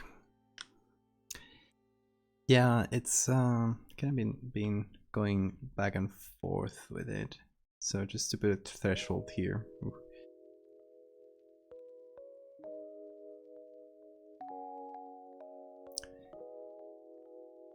Then like the black point starts to appear here.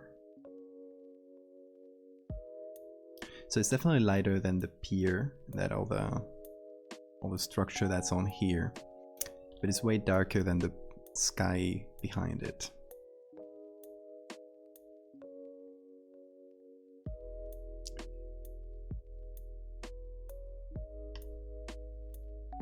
And the other way around.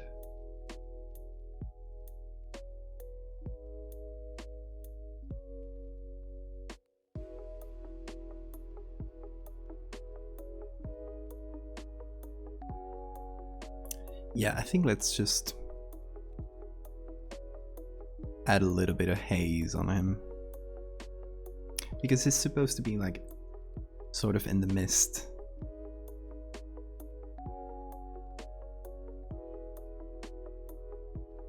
Like, I know that logically the black point makes sense compared to the rest of the scene. But it is true that it still feels too dark. And in this case, I always go for more for feeling than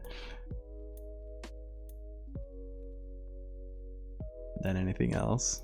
So could just touch it up a little bit. I think it looks better. Let's see.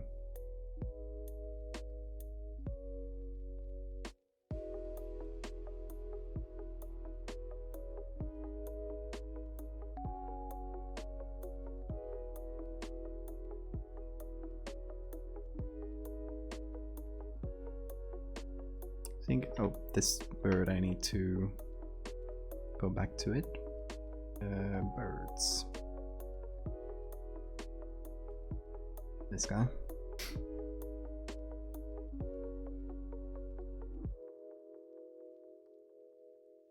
Let's go darker, go more silhouette-like.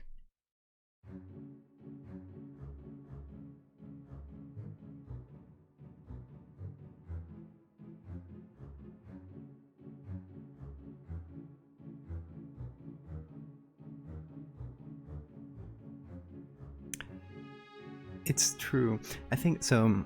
This picture is very, like, just even taking the base picture.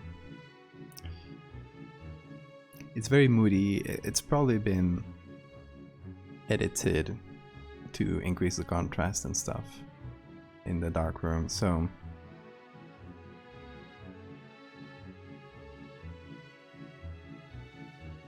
we can't just take the like contrast values and stuff at face value.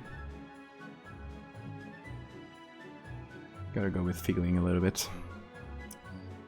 Okay, so this is just the guy and this is the lights. Gotta remove the lights from here, because that would make a lot of sense.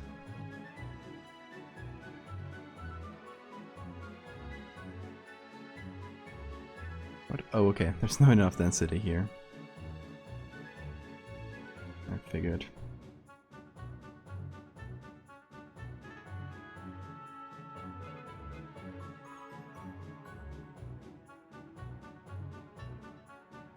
There we go.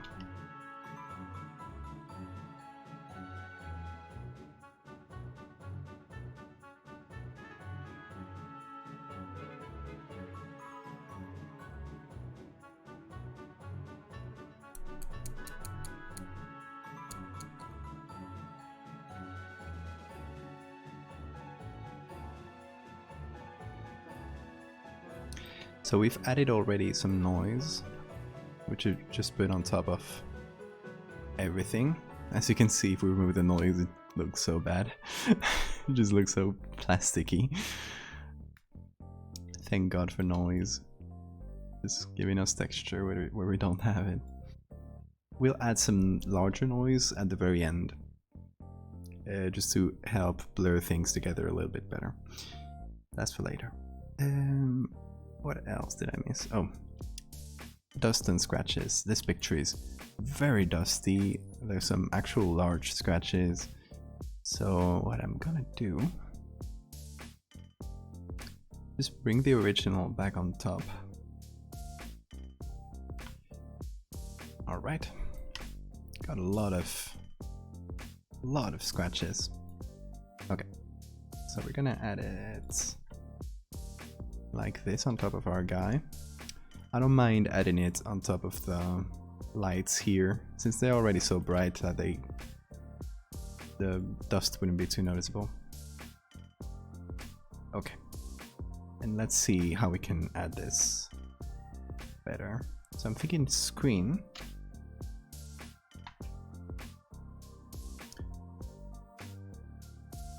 Then just crush those dark values until the only thing left. Nope, a little bit more towards here.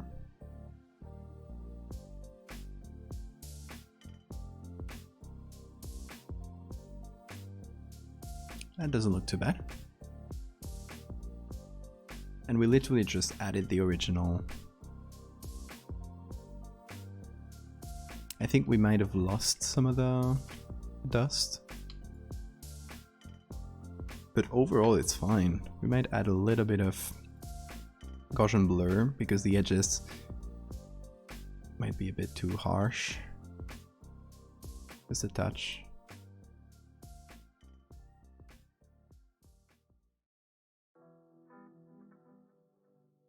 Blend if.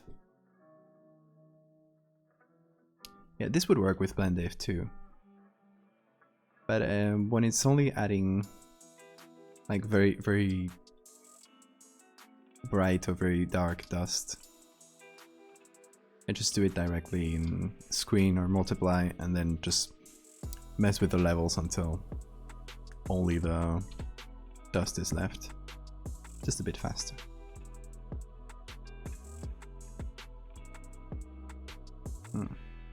What about you, little bird?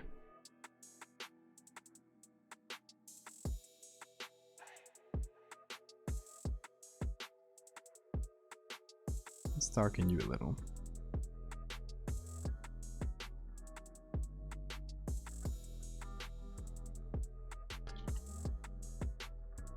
Let's add a little bit more light onto him. Just because it's really close to those wings. Some areas of him would be pretty bathed in light.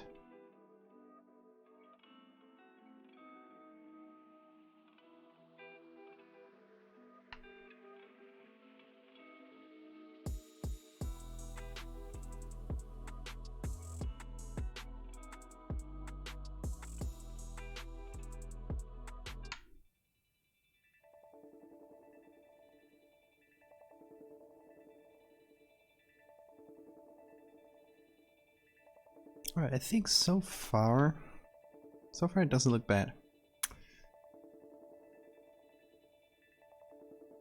I'm gonna test just top level edits, even though I'm still probably gonna go back and change stuff below it.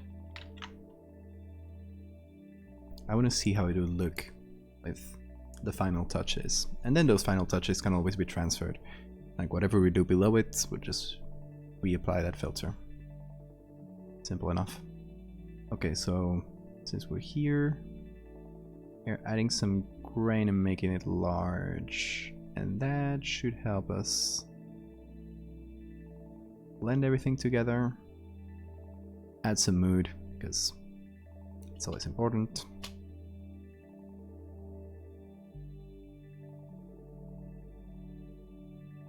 It's supposed to be an old picture. I mean, the base picture is from the 1910s. But the time in the book is 1890 something. So even though it's already a pretty old picture, we'd better skew towards making it all look older even. So since it already had vignette, not gonna be one to say no to that. I'm gonna add a little bit.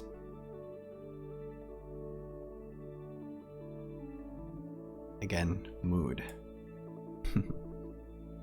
We gotta go here.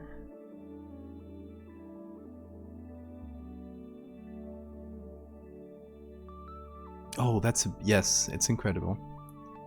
How they you mean the if I recall correctly, that's a World War I documentary, right? You mean that they remastered all the footage.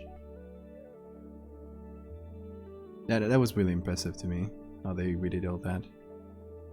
Okay, so I'm reducing clarity here because that adds a little bit of glow to the whites, and I think that should help.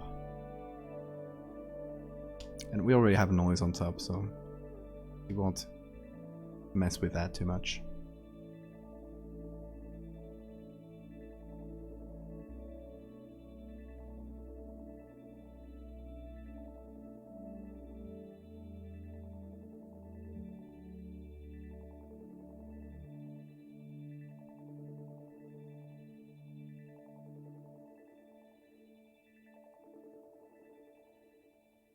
So you can go to color grading here and maybe add little touches of color.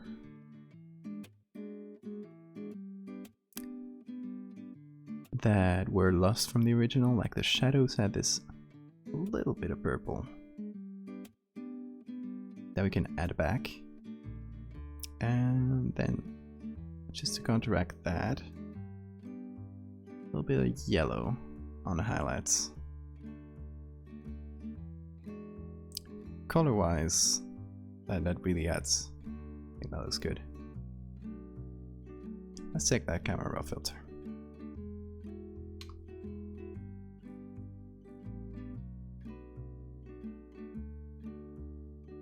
That's definitely an improvement, isn't it?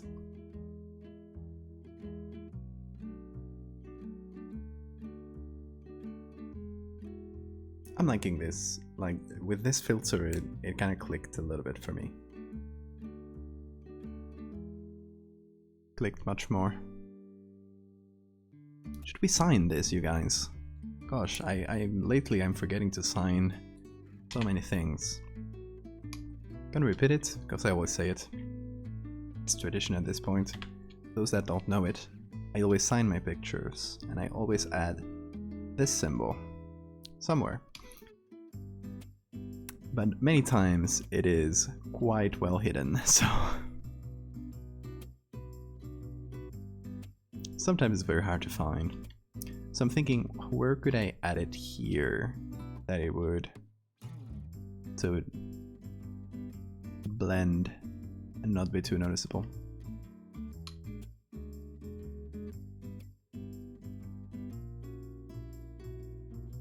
So I'm gonna do a thing. I'm gonna go down below.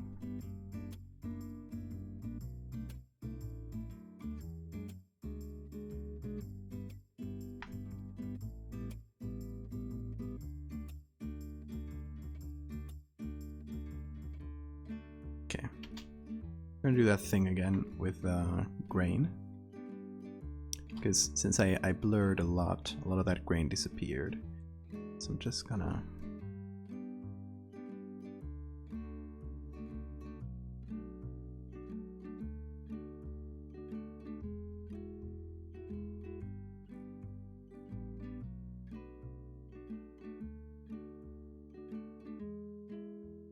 I don't mean grain, I mean the dust and scratches.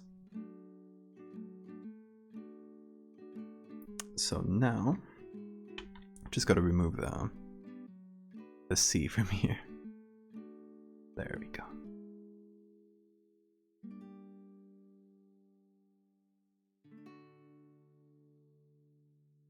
And the sand. Kind of hard to see anything there though.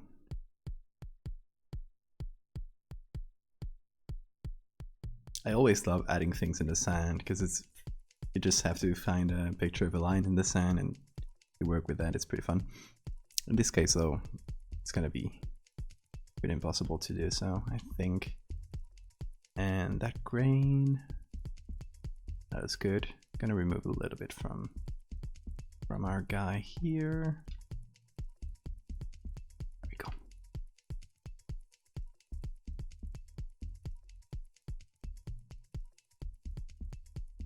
Align some of the driftwood in the platform.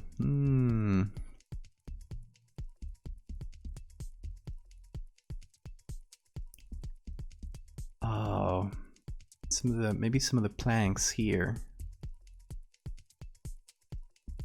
What about the little bits of railing here, or whatever this is? How about that? So we're just gonna go here. We're gonna take one of these. I'm gonna take this one, okay? I'm just gonna copy the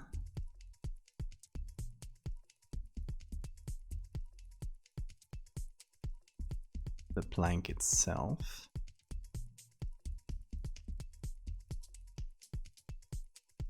For some reason it looks hazy.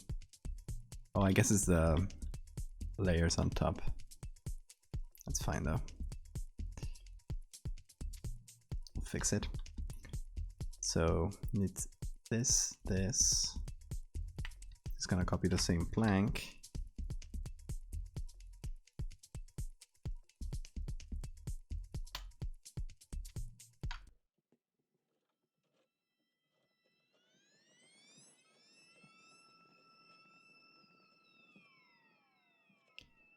And then,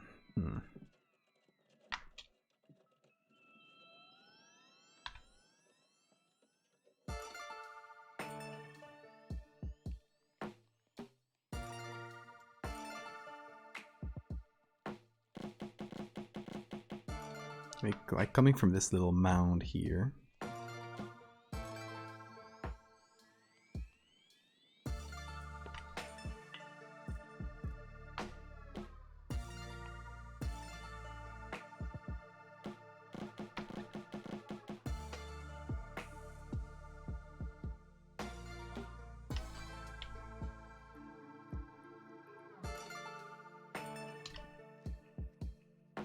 There, that's readable, right?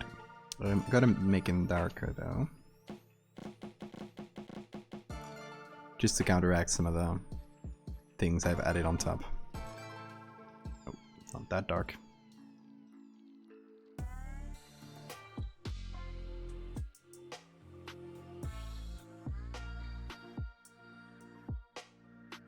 There we go.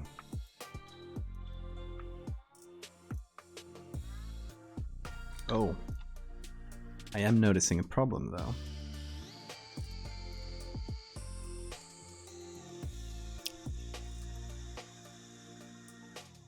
Reflections. We gotta add reflection like this. So we got ourselves into a whole situation. Okay, it's fine. Just gonna do a copy. Gonna flip it, not horizontally, dummy. Vertically.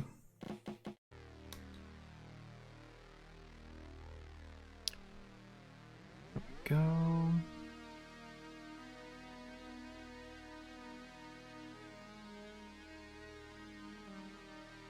It's gonna be on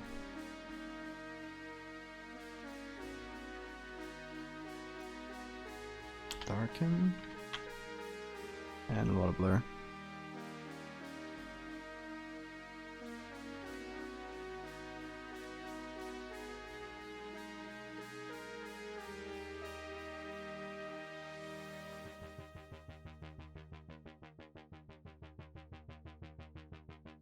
Oh. Go.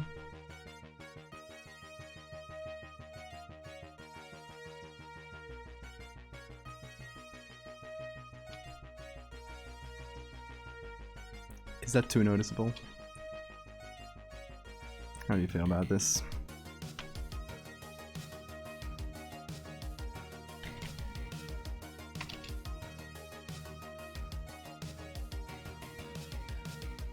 See, once we add that,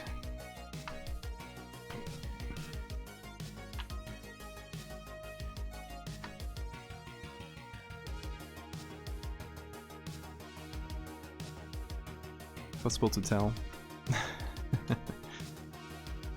There we go. I think it's not too noticeable, right? I think it works.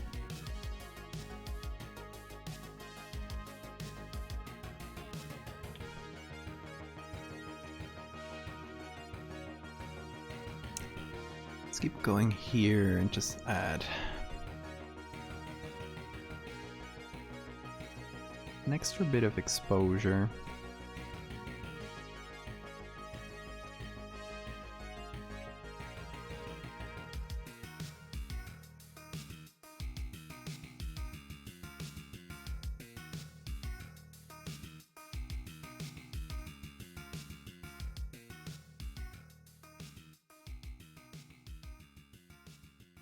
No, I think it works well here, because most people don't know it's my signature, so it's not like out of place. There's a bunch of planks here, so I think people that know me and know that I always sign it like this would notice, but people that don't would not be looking at this area. Would be like, oh, big guy. Who's this big guy? So I think that works well enough.